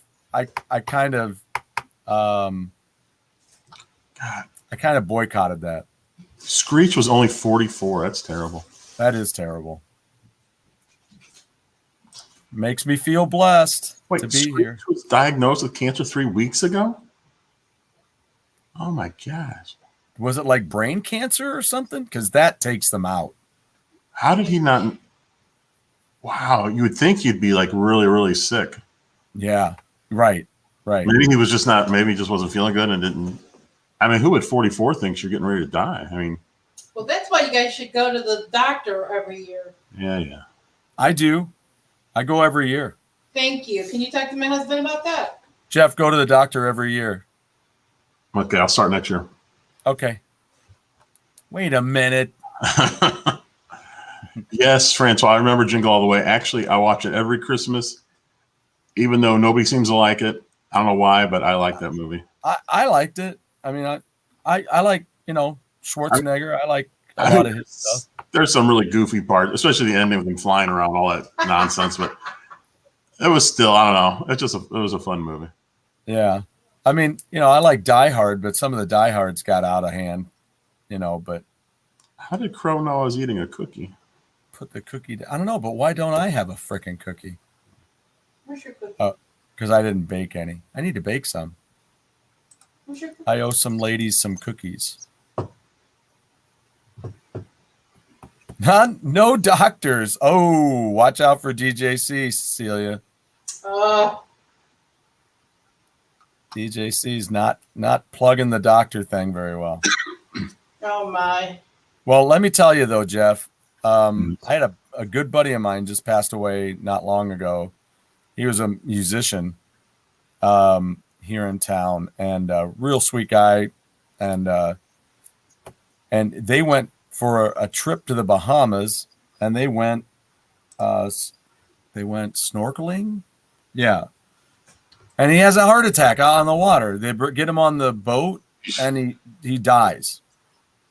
And then, but in the meantime, they're like, "Who's his doctor?" And she goes, his wife's like, "He doesn't have a doctor." And you're like, "What the what?"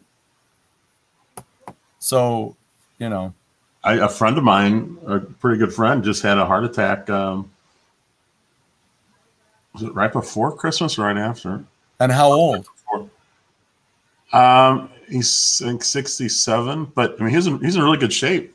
He eats well. It was shocking. I think his dad had a heart attack. I think his dad died from a heart attack in his 50s. But he was telling me that he almost died. They said if they didn't live as close as they did to the hospital, he probably wouldn't have made it. But he seems to be doing really well now, which is awesome. Well, that is good. Well, it's always good to know where you stand. That's all I'm gonna say. That's all I gotta say about it.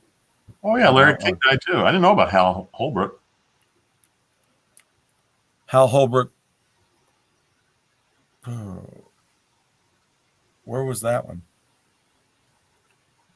Did I miss that one? Oh, it just said he died. Oh, there it is. Larry King and Hal Holbrook. They both passed on the 23rd. Wow. So I'm trying to think of what's a great quote from Jingle All the Way. Now, Hal Holbrook was the gentleman who's in. He's from the movies. Yeah, he's a movie actor. What was Barney Miller's real name? Hal. Wasn't he a Hal? Yeah. Shoot, I can't remember. Linden. Hal Linden. Oh, hey. By the way, Tommy he sent a message on. And he said he just started a call, but he says to tell your mom, hi, yo. Was he watching? Huh? No, he started a phone call, though. I messaged him. Oh. I said, hey, do you want to come on and say hi to Jeff's mom? I said, she's chatting. And he goes, I just started a call. He says, but tell her I say yo. Hey, how about that? So, Hal Linden. Thank you, Lance. Can always count on Lance. Les Nussman, Chai Chai Rodwiguez.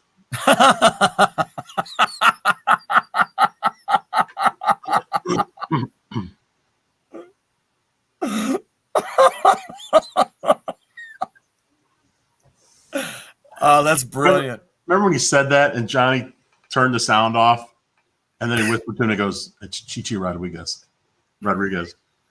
And he turned the sound back on and then Les starts right back with, and he calls him Chai Chai right off the bat again. It's like, oh my God. He doesn't even listen.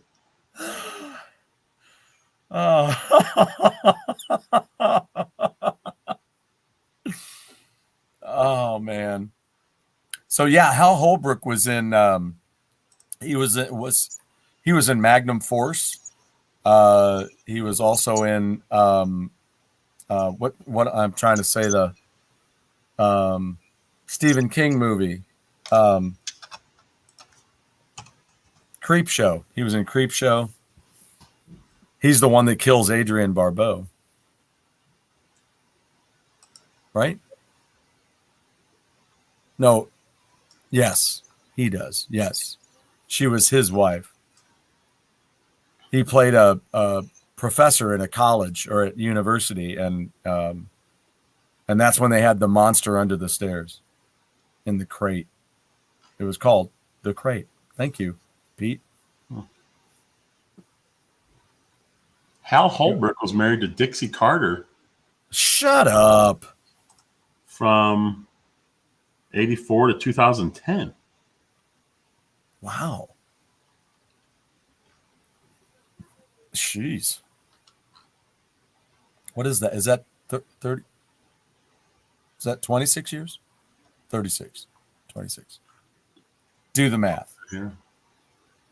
Yeah, you know him best from Creep Show. Yeah. So that's, yeah, but check out, if you haven't seen Magnum Force, you got to check that out. That's great. The wonderful thing about all those Dirty Harry movies is the one black gentleman that played a different character in every movie.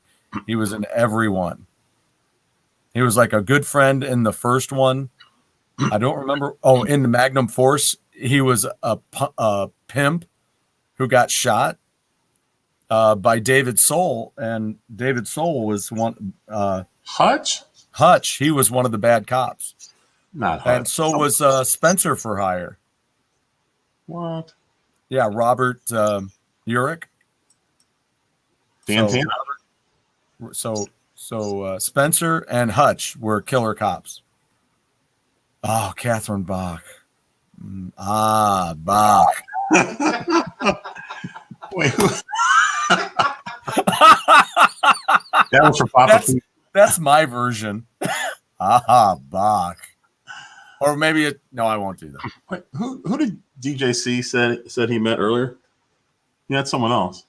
He met William Catt. Oh. Is this on the same day by any chance? That's quite a day. How was Catherine Bach? I'd be interested to know how that was.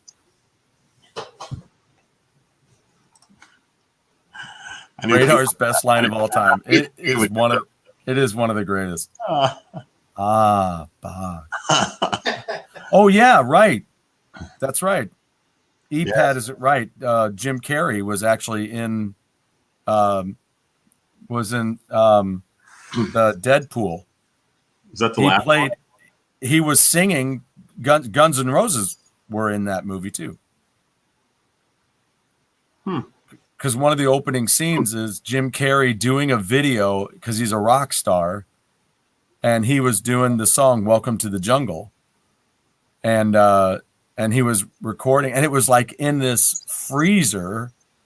They had it on a freezer in a ship on the dock, and Guns N' Roses. They had Slash, I think Duff McKagan and Izzy Stradlin maybe, and I think Axl Rose were all. They may have all five of them may have been in the movie, but they accidentally shoot a harpoon that goes near Dirty Harry. Very Botoxed. What is that? William Catt? Very Botoxed. I assumed Catherine Bach, but I don't know. Could be William Catt. More around here. He's like Botoxed in the arms. He doesn't look like he would have aged well. Yeah, I don't know. I'll ask DJC that when it comes on next week. So my Canadian artist that I'm hoping to interview, who's still alive, I don't really want to say it like that, but is Gordon Lightfoot. He was born in Orilla, Canada. Is that right? Orilla? Is that how you pronounce it? Gordon Lightfoot? Yeah. I love this one. Here's the other typo, caffeine. I like my coffee with a little caffeine Bach. Do you want that no caffeine or caffeine? Caffeinated? Like some parts that are really long and thin that'll snap really easily. So I drill a hole in it. Here's Jim Carrey, Canadian history. Started off as a kid. And then like sort of amazing impressionist at about 18 on all of our national talk shows. Well, both of them. Oh, man. Yeah, Orilla, Ontario. Yeah, he is still alive. So I'm going to try to get an interview with him because he was a big part of my childhood. Not only with his performances, but so many people covered his songs. Even if you could read my mind. You can do that for engineering. That's how I. Yeah, they even did a disco version of that. It's crazy.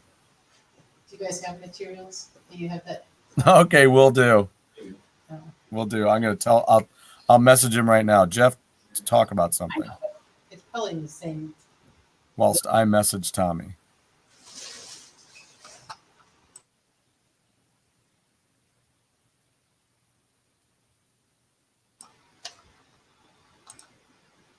So, hey, Francois saying hi. Francois. So Gordon Lightfoot still lives in Orilla? Yeah, he's in his 80s. I think he's 82 right now. And he still performs, still drives. Now, of course, this came out a few years back, the film that's on Amazon right now. You can watch it. It's very good so far. It's very informative. It plays a lot of his music in the background, shows some cool older performances, and really gives you a good feel for how he is as a writer, how prolific he is, and how schooled he is on how to write. Yeah, a lot of good songs. Yeah, but I mean, he writes them all. It's like he gets out the paper and he's writing all the notes and he's writing everything out. It's not like nowhere near. I'm on the other end of the scale. I can write songs, I can write words, but I just play a little ditty and go, yeah, okay, that's how the melody line goes. But no, he sits down and he figures it out, and then he writes. I mean, he writes the whole score out. It's really amazing. Aurelia. Aurelia. I'll just stick with Aurelia. Oh, it's Aurelia. Okay. Oralia.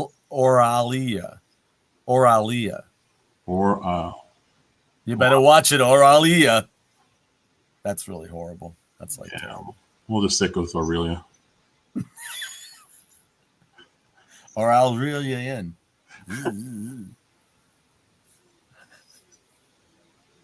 What is this? Rise of Skywalker, 70 minutes into the stream, a new record. Oh, do we really have to talk about your sex tape again, Pete? Oh, my mom's that's very nice, George. Inspired one of his friends to get an Amica. How about that? Wow. Dang.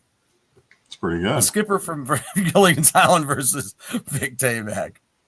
I'd have to go with Vic. Well, does Mel have a spatula?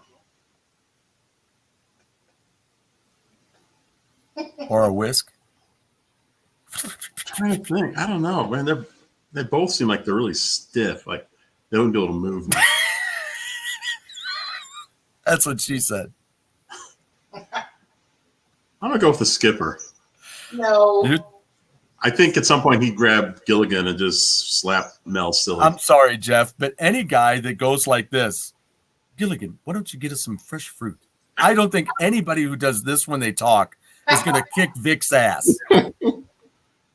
Put the fingers down. It's like, okay, I'm going to move back a little bit so you can visualize this, okay? It's like Lost in Space. What's with this? Warning, warning, danger. It's like, okay, just stop that. Just stop waving the arms and looking like a complete moron. Because this is too much. Warning. What is that all about? What about what Pete says here? Skipper has his hat. Is it like on James Bond? It's got a blade. Like Oddball or Odd Job? Oddball. Odd Job. Odd Job. See, now I'm having typos. Yeah, that was an autocorrect right in your own head. Bleh. Damn autocorrect mouth. Yeah, so wait a minute. So wait. So Vic was fun in that gangster episode of original Star Trek. Yeah, very good. Very good. Is there anyone else that looks more like a gangster than Vic Tayback? No, and that's exactly my point. I mean, you're going up against the skipper who does this all the time, and he's gonna take a tenderizer and just smack those little girly hands. Hey. You know, the only thing Skipper's got a chance of doing is either flinging Gilligan at him or hitting him with an oar. He could swing an oar. That's one thing for sure. Gilligan versus Mr. Furley. I'll take Furley because Gilligan's going to do something stupid to blow the whole fight. Yeah, but Gilligan, it always works in his favor. Oh, it does. It does. And he just sends up right back on the island now. I mean, every week they have a chance to escape, and every week he blows it, and they're right back to where they were. Well, better. They just run back home. They should have called him Steven. Even Steven. Doesn't that tell you something, though? He could kick Furley's ass and still end up on the island. So they're both screwed. Furley's dead. Yeah, there you go. Furley's dead and Gilligan's stranded still. We're both screwed. Skipper was in a video game. That's right. I assume the Gilligan's Island video game. Wouldn't that be great for the Amico, Gilligan's Island? That would be fun. Lots of things to do. You could travel the whole island. You could build on the island. What about a Mr. Magoo game? The whole thing is all blurred out. You can't see what the hell you're doing. You misunderstand everything everybody says. I don't know. What? I don't understand. What? Oh, Magoo.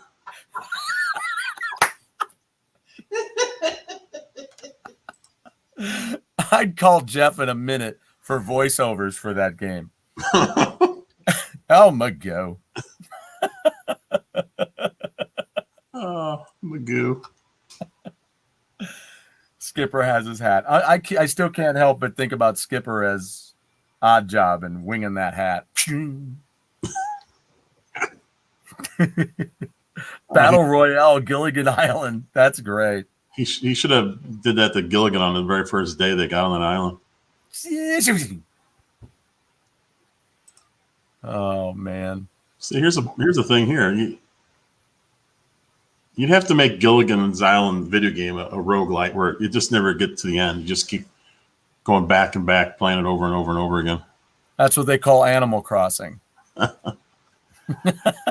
the way, did you see that Animal Crossing sold 31 million in less than a year? No. That's unheard of. Well, I mean, they do make that game. I mean, the game is fun. There's things to do. There's some things that are really completely silly because they're constantly the same. Like What's Her Head constantly talking about, did you see that show last night with the comedian?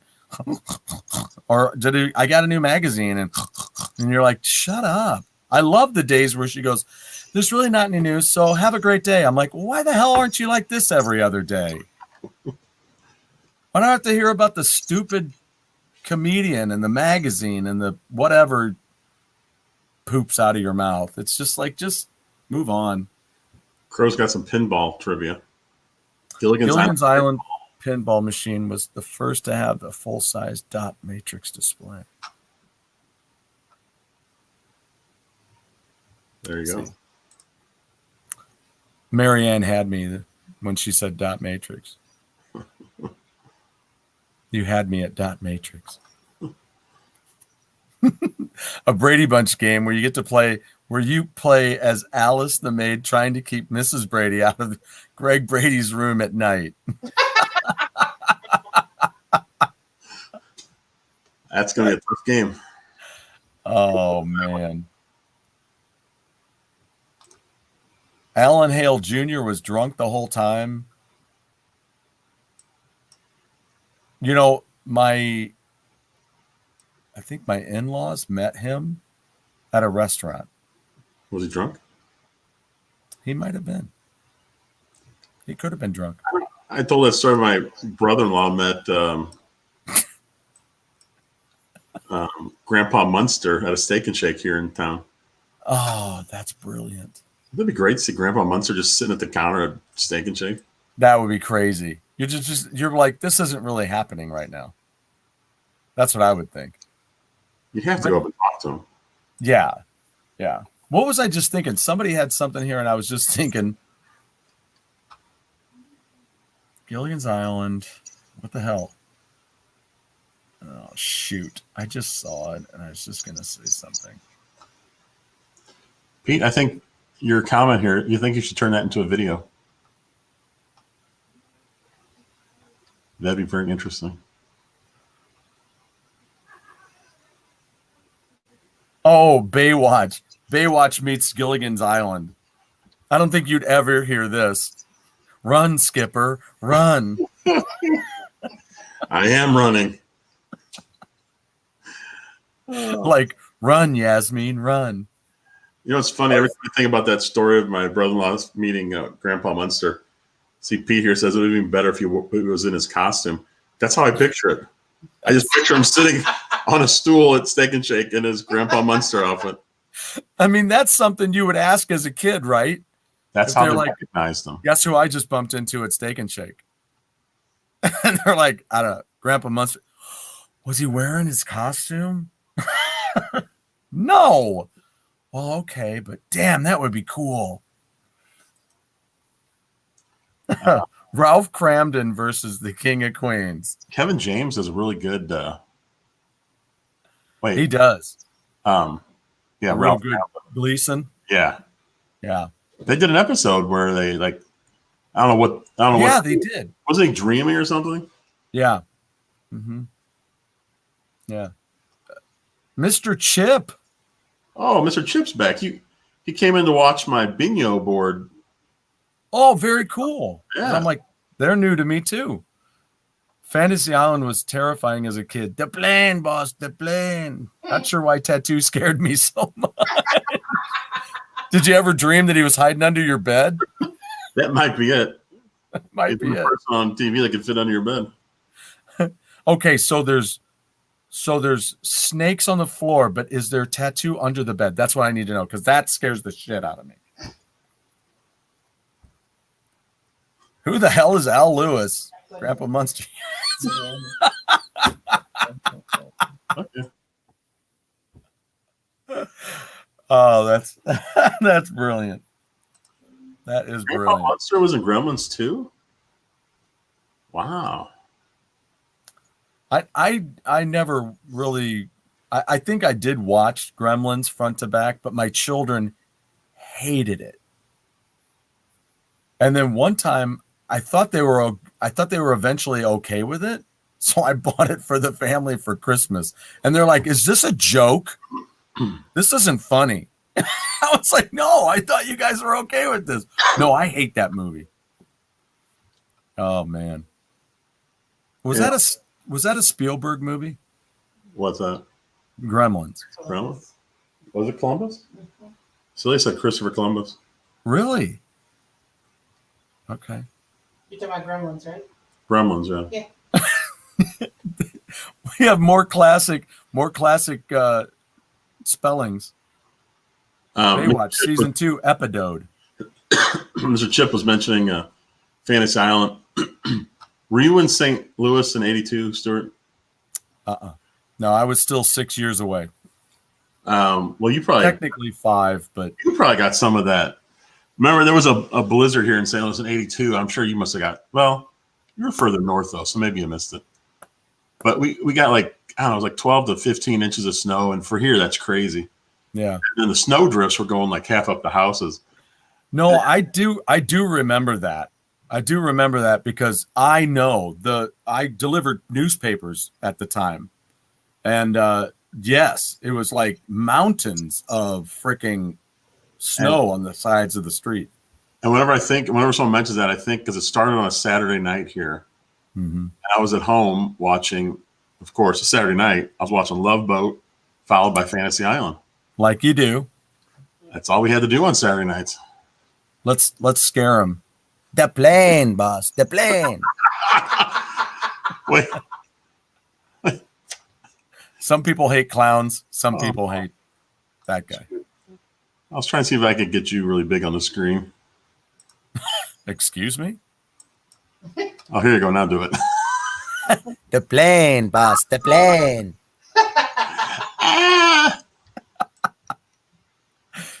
I'm hiding under my bed now. Poor Mr. Chip. Sorry about that.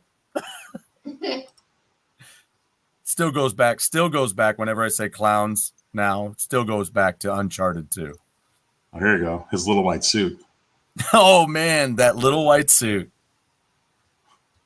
Do you think somebody accidentally put one of, what was his name, Mr. What was his name? What? Rourke? Yeah, Mr. Rourke. Do you think somebody accidentally put Mr. Rourke's suit in the wash and it shrunk and And it was like was like a light bulb moment. If we can get a guy to fit in this suit, then we really got something. But he's got a really creepy voice. The suit fits wonderfully. Get him. This is funny. There were those weekends where Love Boat and Fantasy Island would have like one of the same guest stars. Yes. They call that the perfect storm.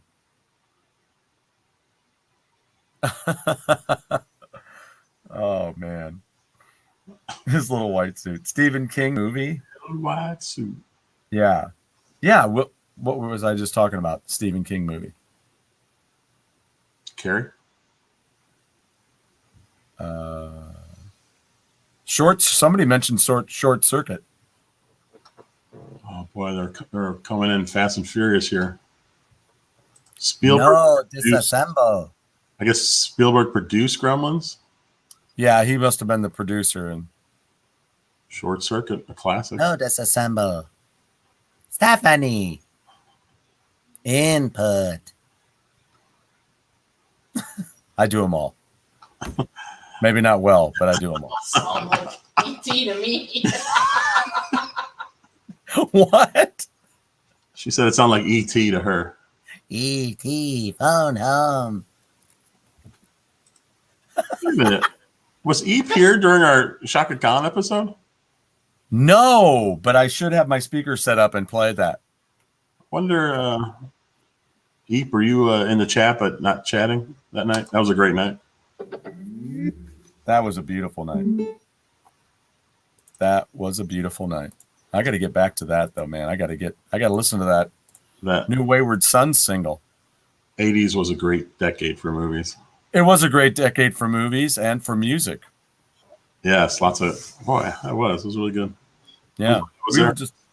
I just played some 80s stuff. Sometimes if I play things at school, I'll just outright inform the students of what we're listening to. Oh wait. Eep said Khan. I thought maybe he was referencing one of the shows a few weeks back, but he was probably just referencing Ricardo Montalban. Yeah. Oh.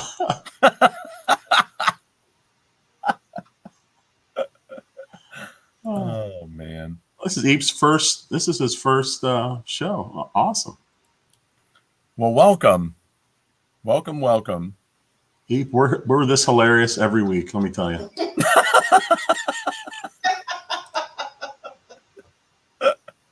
Just ask us.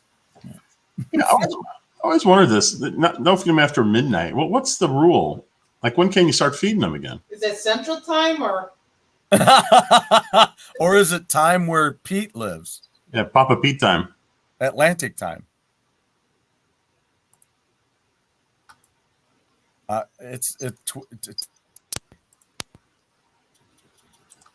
Yeah. I'm guessing either 5 or 6 a.m. Gotta love it. Gotta love it. We're all hilarious. I'm going with William Shatner. Wait a minute. What am I missing here? What am I missing? Steven Seagal. Oh, yeah, Shatner all the way. Although I did meet Steven Seagal. Did you know that? No. Yeah. Yeah, he was at the NAMM show, and he came into our SLM, the St. Louis music booth, and he was checking out some crate amps. Well, we had this thing that was, it was like enclosed, and so you could go in to this area, and he went in there and he's playing guitar. And I met him and said hello, took a picture. So I like Steven Seagal early on, like Above the Law. What was the next one? Out for Justice. He's the guy with the 3 words, right? Yeah, Above the Law, Out for Justice, and then he did 2 words. He did Under Siege and Under Siege. That's when he jumped the shark. Here we got Seagal sucks, and I love Steven Seagal. Okay, so I can trust that Francois loves Steven Seagal. I can't trust what sucks from Pete. Rise of Skywalker. Yeah. Moose Jaw. And There's a. Gina. I think there was a blues player that came from Moose Jaw. That sounds very familiar. Why am I echoing all of a sudden? Doesn't say here now. Probably, maybe it's because of my speaker. I'm not sure.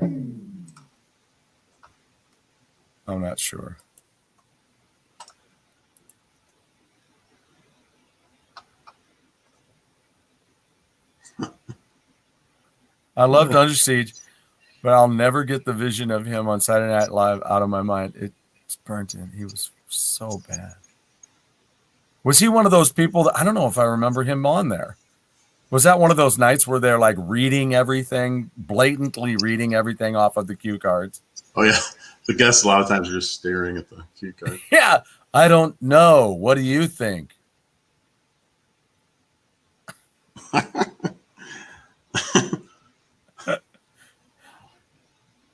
So I think DJC is DJC still with us?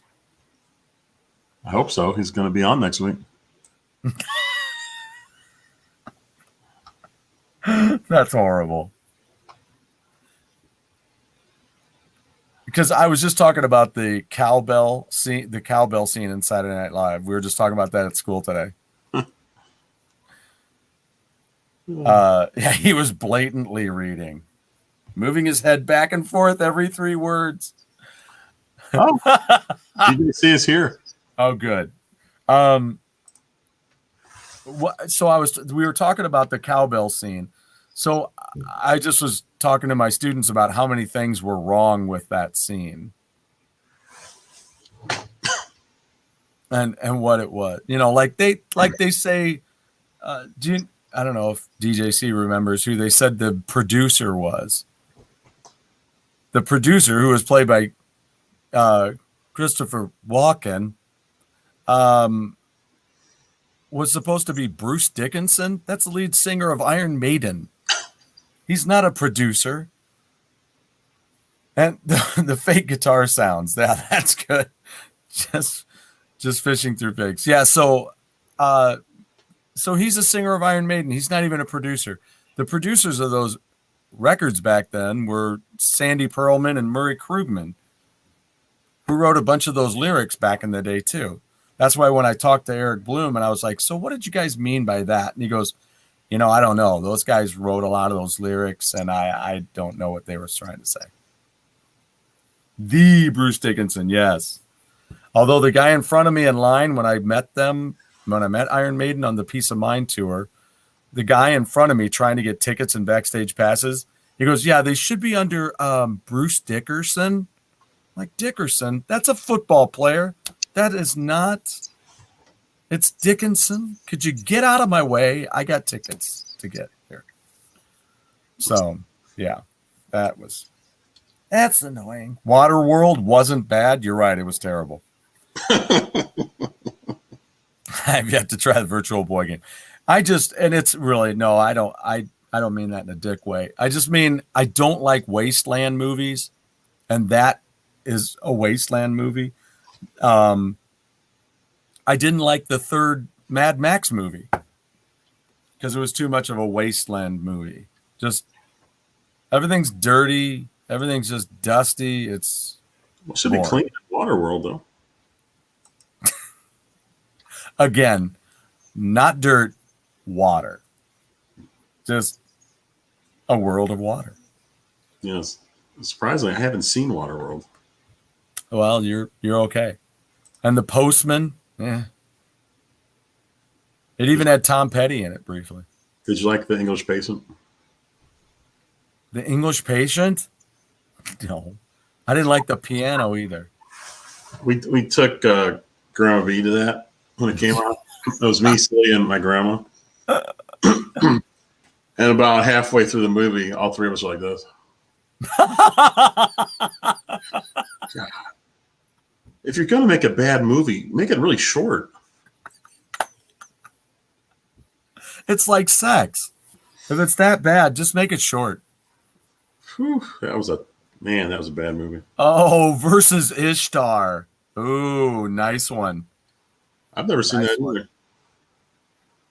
I would, if I had to choose, I would watch Waterworld because it sounds more interesting.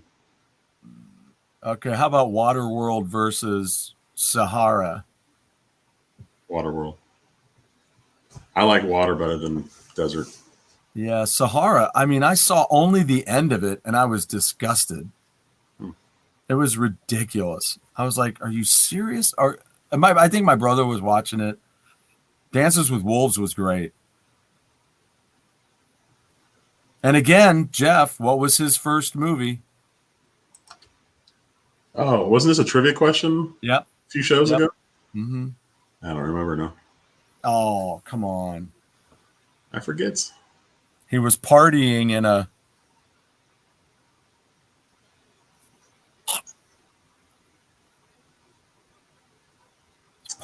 morgue. Night shift. No, Night Shift. Yeah. Yeah, he was a frat boy in the party in the middle of the room. I would have guessed a quicker if you would have said prostitution. Shun. Pros. Push away. I don't know what that means. Tit. I think we all know what that is. Two tit.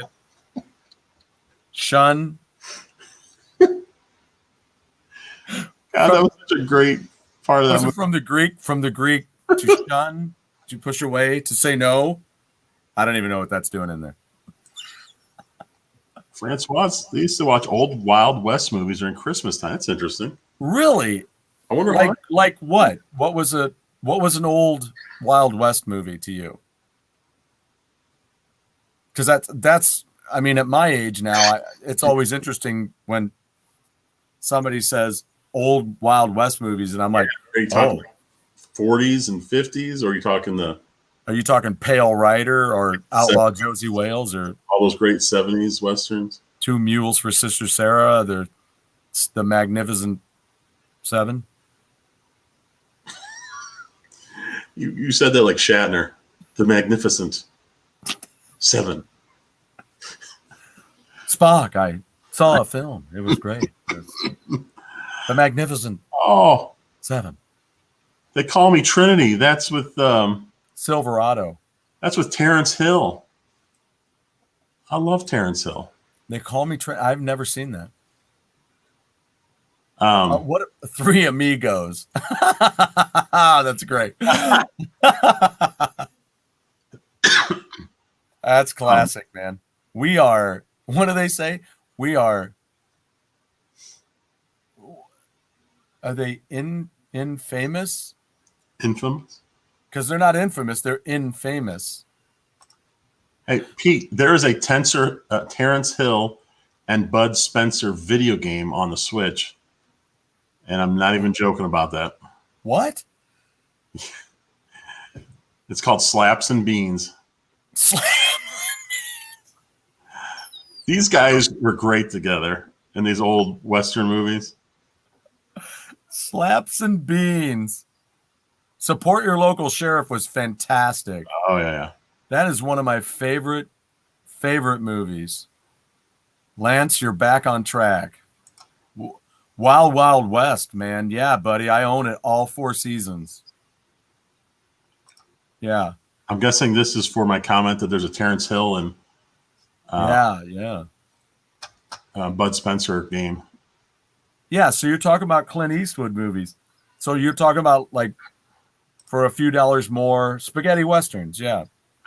So, Pete, one of my favorite movies is My Name is Nobody, that stars Terrence Hill and Henry Fonda. Who was I got to look up Terrence Hill. Who was that? Is he Italian? I guess. He's got really blue eyes. Oh, yeah. Okay. I mean, I don't think he did much here. He was really popular in Europe, but yeah. He was born in 1939 in Venice, Italy. He's still alive, isn't he? Yeah, he's 81. Can you believe it? He's a year younger than Gordon Lightfoot. He's 6 foot tall. I know he did a TV show in, I guess it was Italy, for years and years. So he's really well known, and he had that whole series with Bud Spencer, the Trinity series, and a bunch of stuff with Bud Spencer. Most of it though isn't, it's not really like popular stuff here in North America. I don't know why they would say this though. I mean, I don't know what they said this in 2020. What's Terrence Hill to be the next James Bond. It's the final Bond film.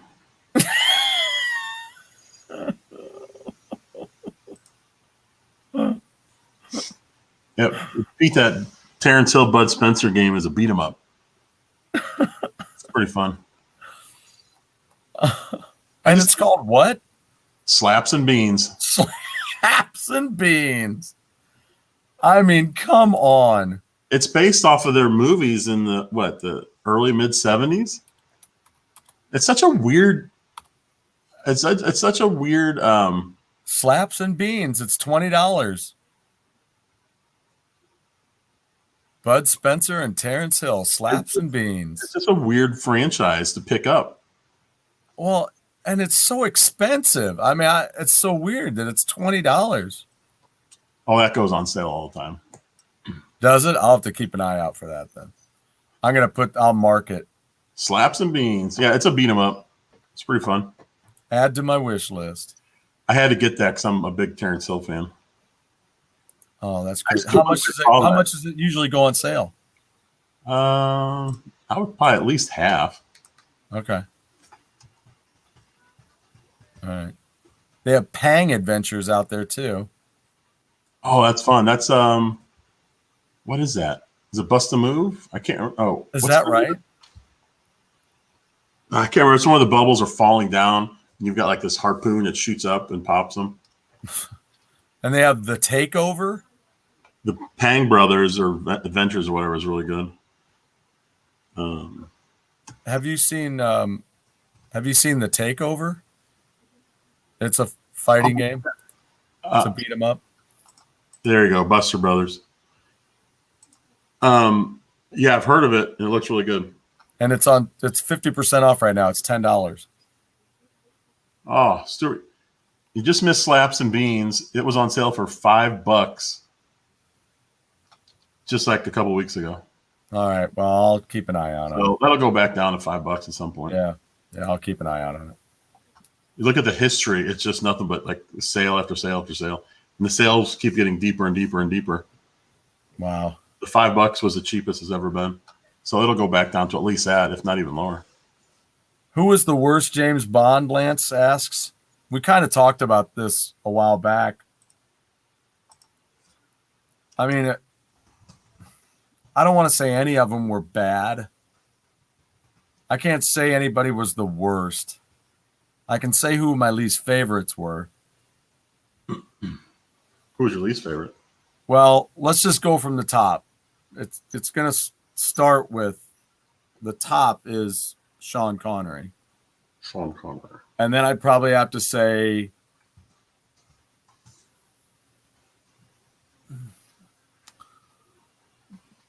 oh shit.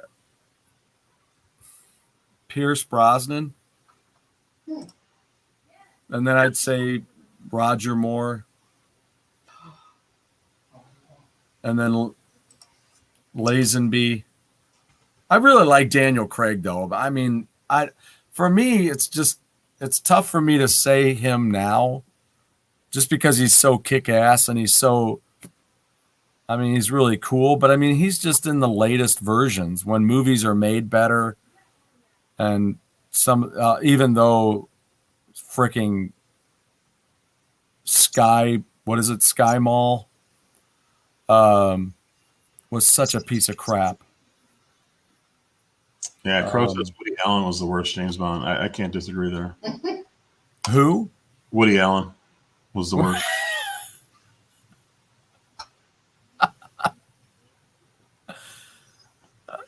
Yeah, OABP walks in. We're talking James Bond. I know. What's that? Hi, I'm here. What's up, Pete? Yeah, we were just talking Slaps and Beans. You just missed it. Yeah. Yeah. I just, yeah. Yeah, David David Niven. Niven. That's an interesting thought. It was a Yeah. good James Bond. I never really think about that. I don't, because I liked Lazenby though. He was really good in that one film. He was good. And Timothy Dalton, I wasn't turned on to those movies at all, really. I own them, but What about the Pink Panther movies? I love those. those are fantastic. Oh my god, they're so funny. They are. Okay, I'm going to change that. I'm going to do my own typo. They were fantastic. They were fantastic. They were. I once dressed up as a greatest American hero. I think maybe the next Amigo game. Yeah, absolutely. Well, should we be Mr. Hinckley or Mr. Hanley? Oh, you thought you'd give that a shot, huh? Oh, It was some yes, work. Diana Rigg. So- Yes. Well, I guess I'd have to go Steve Martin. Oh, absolutely. I can only That think was- there's only two of them, right? Yeah, I think so, right? Closer. Does your dog bite? I want the him. That is one of the funniest spots ever in a movie. Does your dog bite? No. I thought you said your dog did not bite. It's not my dog. God, it's so funny. Oh, is that? Oh, Alan Arkin played it. And what movie was that? Yeah, I don't remember that. Yeah, the only good part, was Hamburger, and that was in the commercial. Speaking of Hocus Pocus, I think I talked about that already, though. Hocus Pocus, that was one of those things where, and Hocus Pocus, I always remember the preview that they would show had Kathy Najimy with the sweetener bottle just shooting it in her mouth, and they pulled that from the movie. That's not in the movie. Rowan Atkinson, Mr. Bean, and Never Say Never Again. That's not my dog. It's just Never Say Never Again. I do need to get a copy of that. I don't know. Is that on Blu-ray? I don't know. Are all the Bond films on Blu-ray? I don't think so. Crow. I'm looking at Funko Pop stuff. Oh, we were just talking about Speed Racer, and there was like 2 or 3, at least, I think. Were they Funko Pops? I can't remember. Were they actually Funko Pops or were they some knockoff? The Speed Racer thing? Yeah, those. Were they Funko Pops, the little characters in Amazon? I just don't want to get stuck buying a bunch of these. And then I think of Crow with his wall. I mean, I'm like, oh my God. Yeah, they actually have multiple. They have Speed Racer, Evil Speed, and Helmet Chase. Oh, Speed. They have Rex Racer? They do. They have Racer X. And they have the one where he's off to the side, like when he stands next to the car at the end of the theme song. Yeah. With one foot out in the front. And then they have one where he's holding a trophy. All right. Good night, Francois. Au revoir.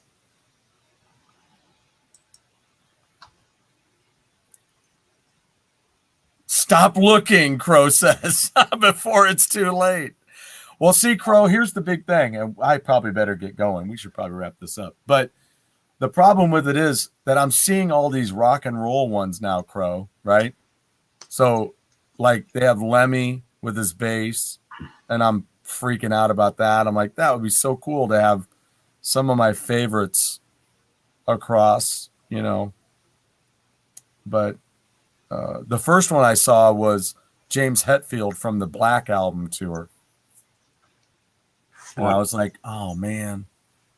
I wish we had a video Really cool. of Crow coming home with his very first Funko Pop.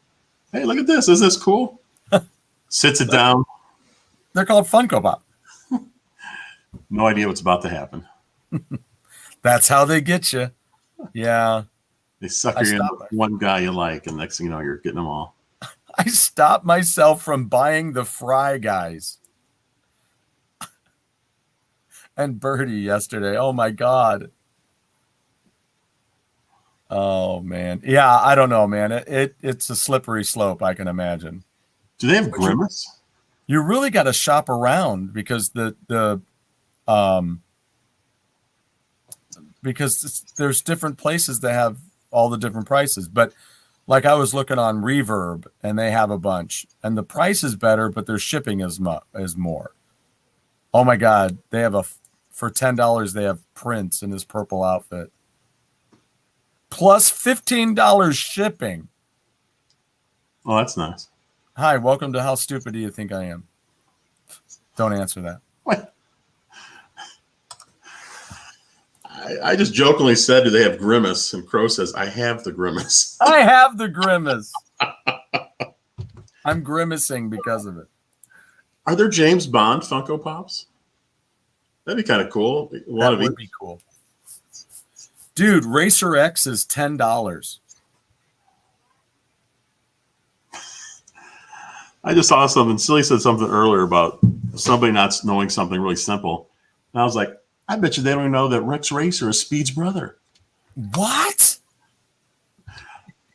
And then I was thinking, I was like, well, that's a great thing to say anytime someone doesn't know something very simple. And Darth Vader is dead. What?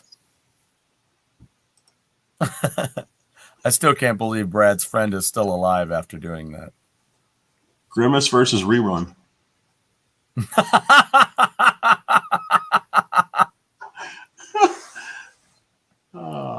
I don't know if I could pick a favorite. I'd like to see it, though. Yeah. Isn't Grimace just like a malt out of the cup? I will not start collecting such things. I went hard into Skylanders, and that drained me by the 4th generation. What is Skylanders? Oh, it's a old video game where you buy. It was actually a fun game, but it came with some little like collectible pieces, characters in the game, and then you have to buy extra, and you would have to have. I think they were based on water, fire, and stuff. So you need to have certain Skylanders to get to open up certain parts of the game. So you have to buy these things, and if you're really into it, it's just ridiculous. You're just buying a ton of nonsense. We had a few Skylanders. We didn't have that many, but I was at Best Buy once, and I walked by the Skylanders thing, and they had a golden one. And for the life of me, I can't think of which one it was. It was this little guy with like 2 guns. I loved him. They had a golden one, and so I grabbed it. And it's a collector's item because they didn't make many golden ones. Wow. So I might have to sell that one day. I remember the Valentine's box I made. Did you see DJC says he has? Or is that?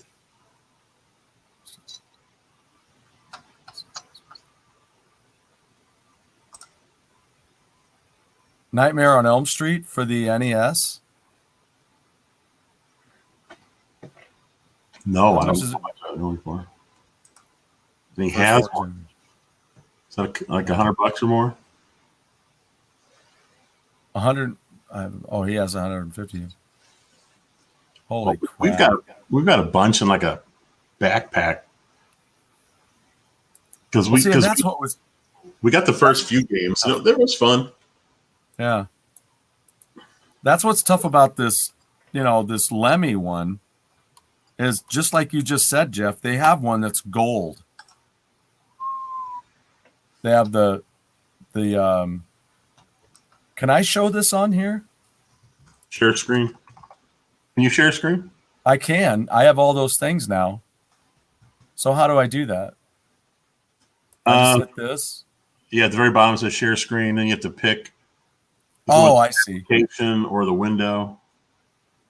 Okay. Okay. $800 to $900 for Nightmare on Elm Street. Where's?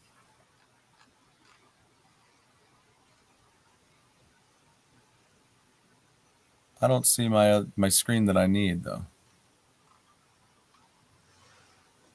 I don't see my Amazon screen. I guess it only does. I have to look it up on the internet.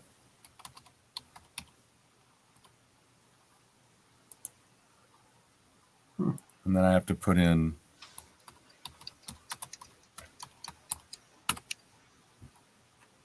Yep, here it is.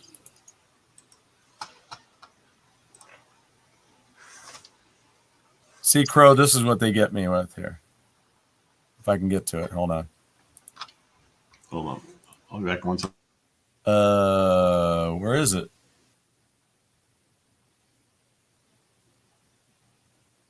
I don't see it. I can't find it. I feel like a moron. So anyway.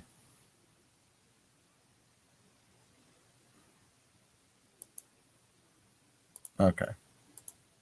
So anyway, they have a golden one. They have a golden Lemmy, nonetheless. So anyway, I'm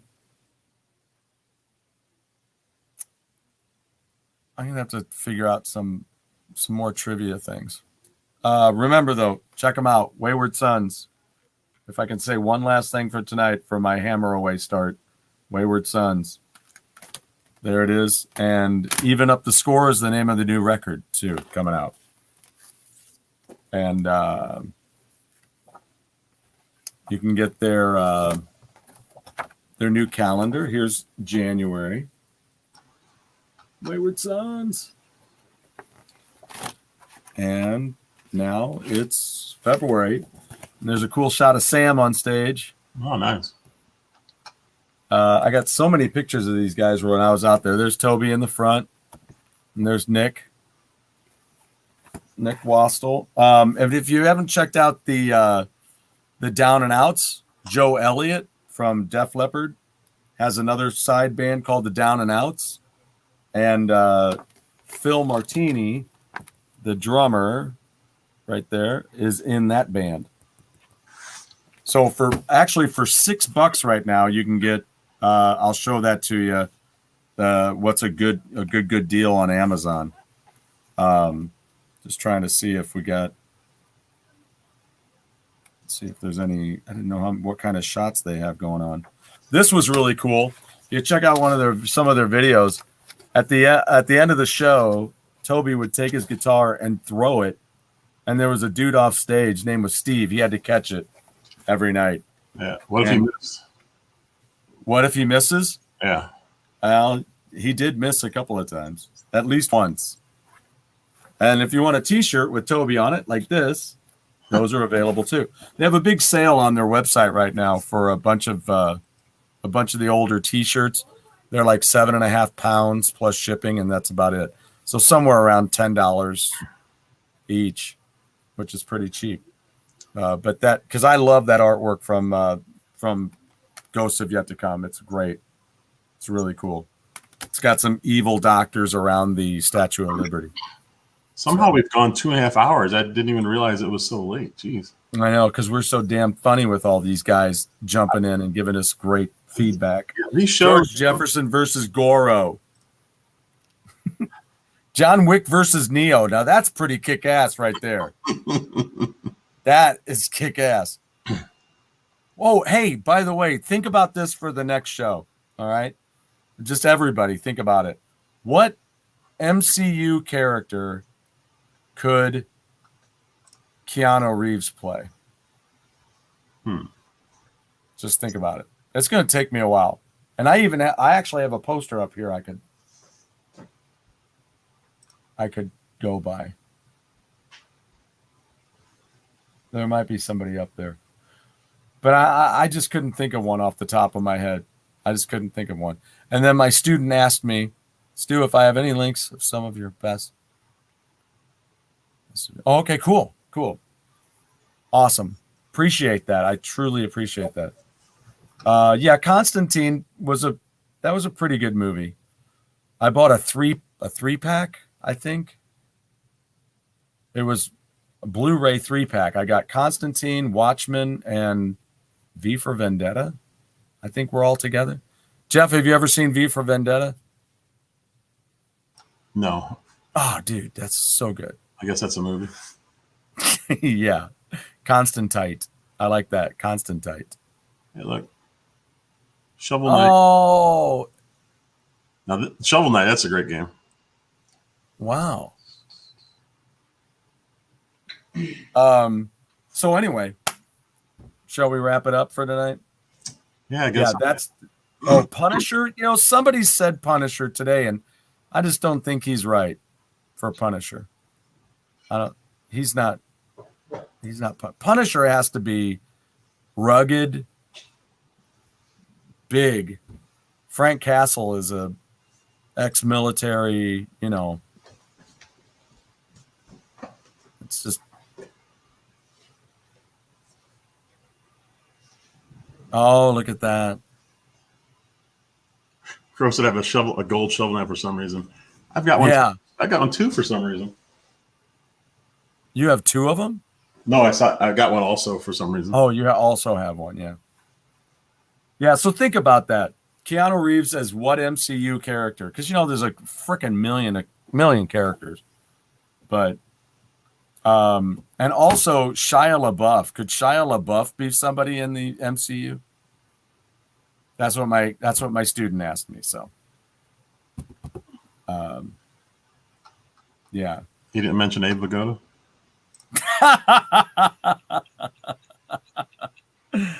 Abe Vigoda as the Watcher.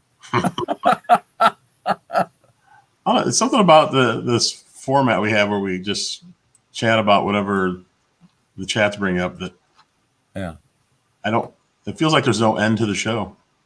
I Like, know, and that's where I'm like, I've got. The longer we go, the more I want to stay on. It's really weird. I know, but we just got to know that there's more to talk about later. And I got other things I got to do. I got to do stuff. But thank you guys for hanging tight for everything tonight, for the Wayward Sons unboxing, for the Rob Halford unboxing. I really am looking forward to doing this Hammer Away stuff, and we'll get started with Tommy next week.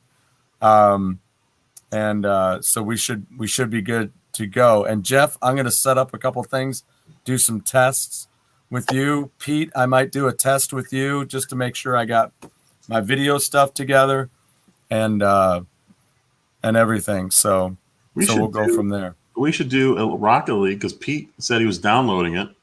We could have a 3-person team right there. Yeah, right. Absolutely. And Logan said he's willing to jump in. So we could do a couple of different Rocket League nights. Does he have a couple of friends also? Maybe we could do a whole 6 deal. 6. That'd be fun. Yeah, that would be a lot of fun because then we could just switch it up. Who wants to be on whatever team? Yeah. That'd be awesome. Well, thank you, DJC. I appreciate that. I cannot wait to have an epic discussion with you coming up soon. That's right. DJC is our next show next Wednesday on the 10th. Yeah. That's going to be fun. He's a big big Intellivision, TurboGrafx guy. Yeah. Yeah. And there are some pristine things in his classic collection. He's got some cool stuff back there. I mean, and it's in good shape from what I've seen. You know, I mean, I'm like, wow. So, Crow's in sometime soon. Okay, that's fine. We can do that. Oh, excellent. We'll let everybody know. We'll get it together. We can rotate people in and out. You know, Rocket League is a great game. I think I'm so glad I've got it. And I'll probably play before I go to bed. And it's free now, so can't beat that. That's free. Which means I really got to go because I got to play if I'm going to go to bed early. So, all right. That's how I keep myself looking young, you know.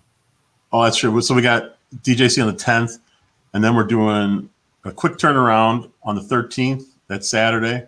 Yes. It's a Valentine's Eve special with our wives. Yes. Called the rom-com movie chat. Yes, that should be fun. And then we'll be back to our regularly scheduled like tonight on the 17th.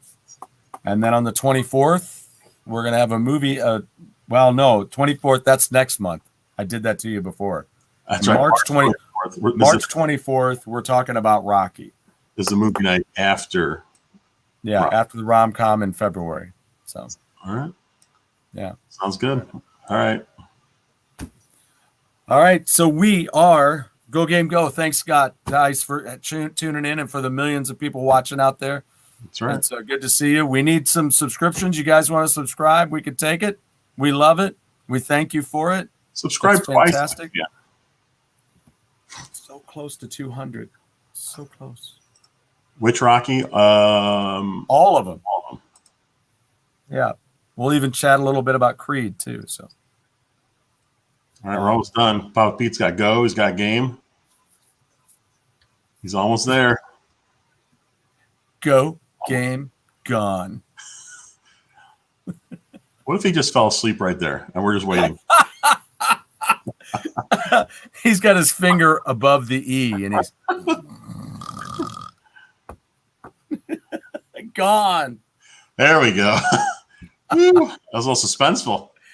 I was waiting for one more that says, wait for it. That was like watching a Hitchcock film. All right. We're out of here. Or Rise of Skywalker. See you guys next week with DJC.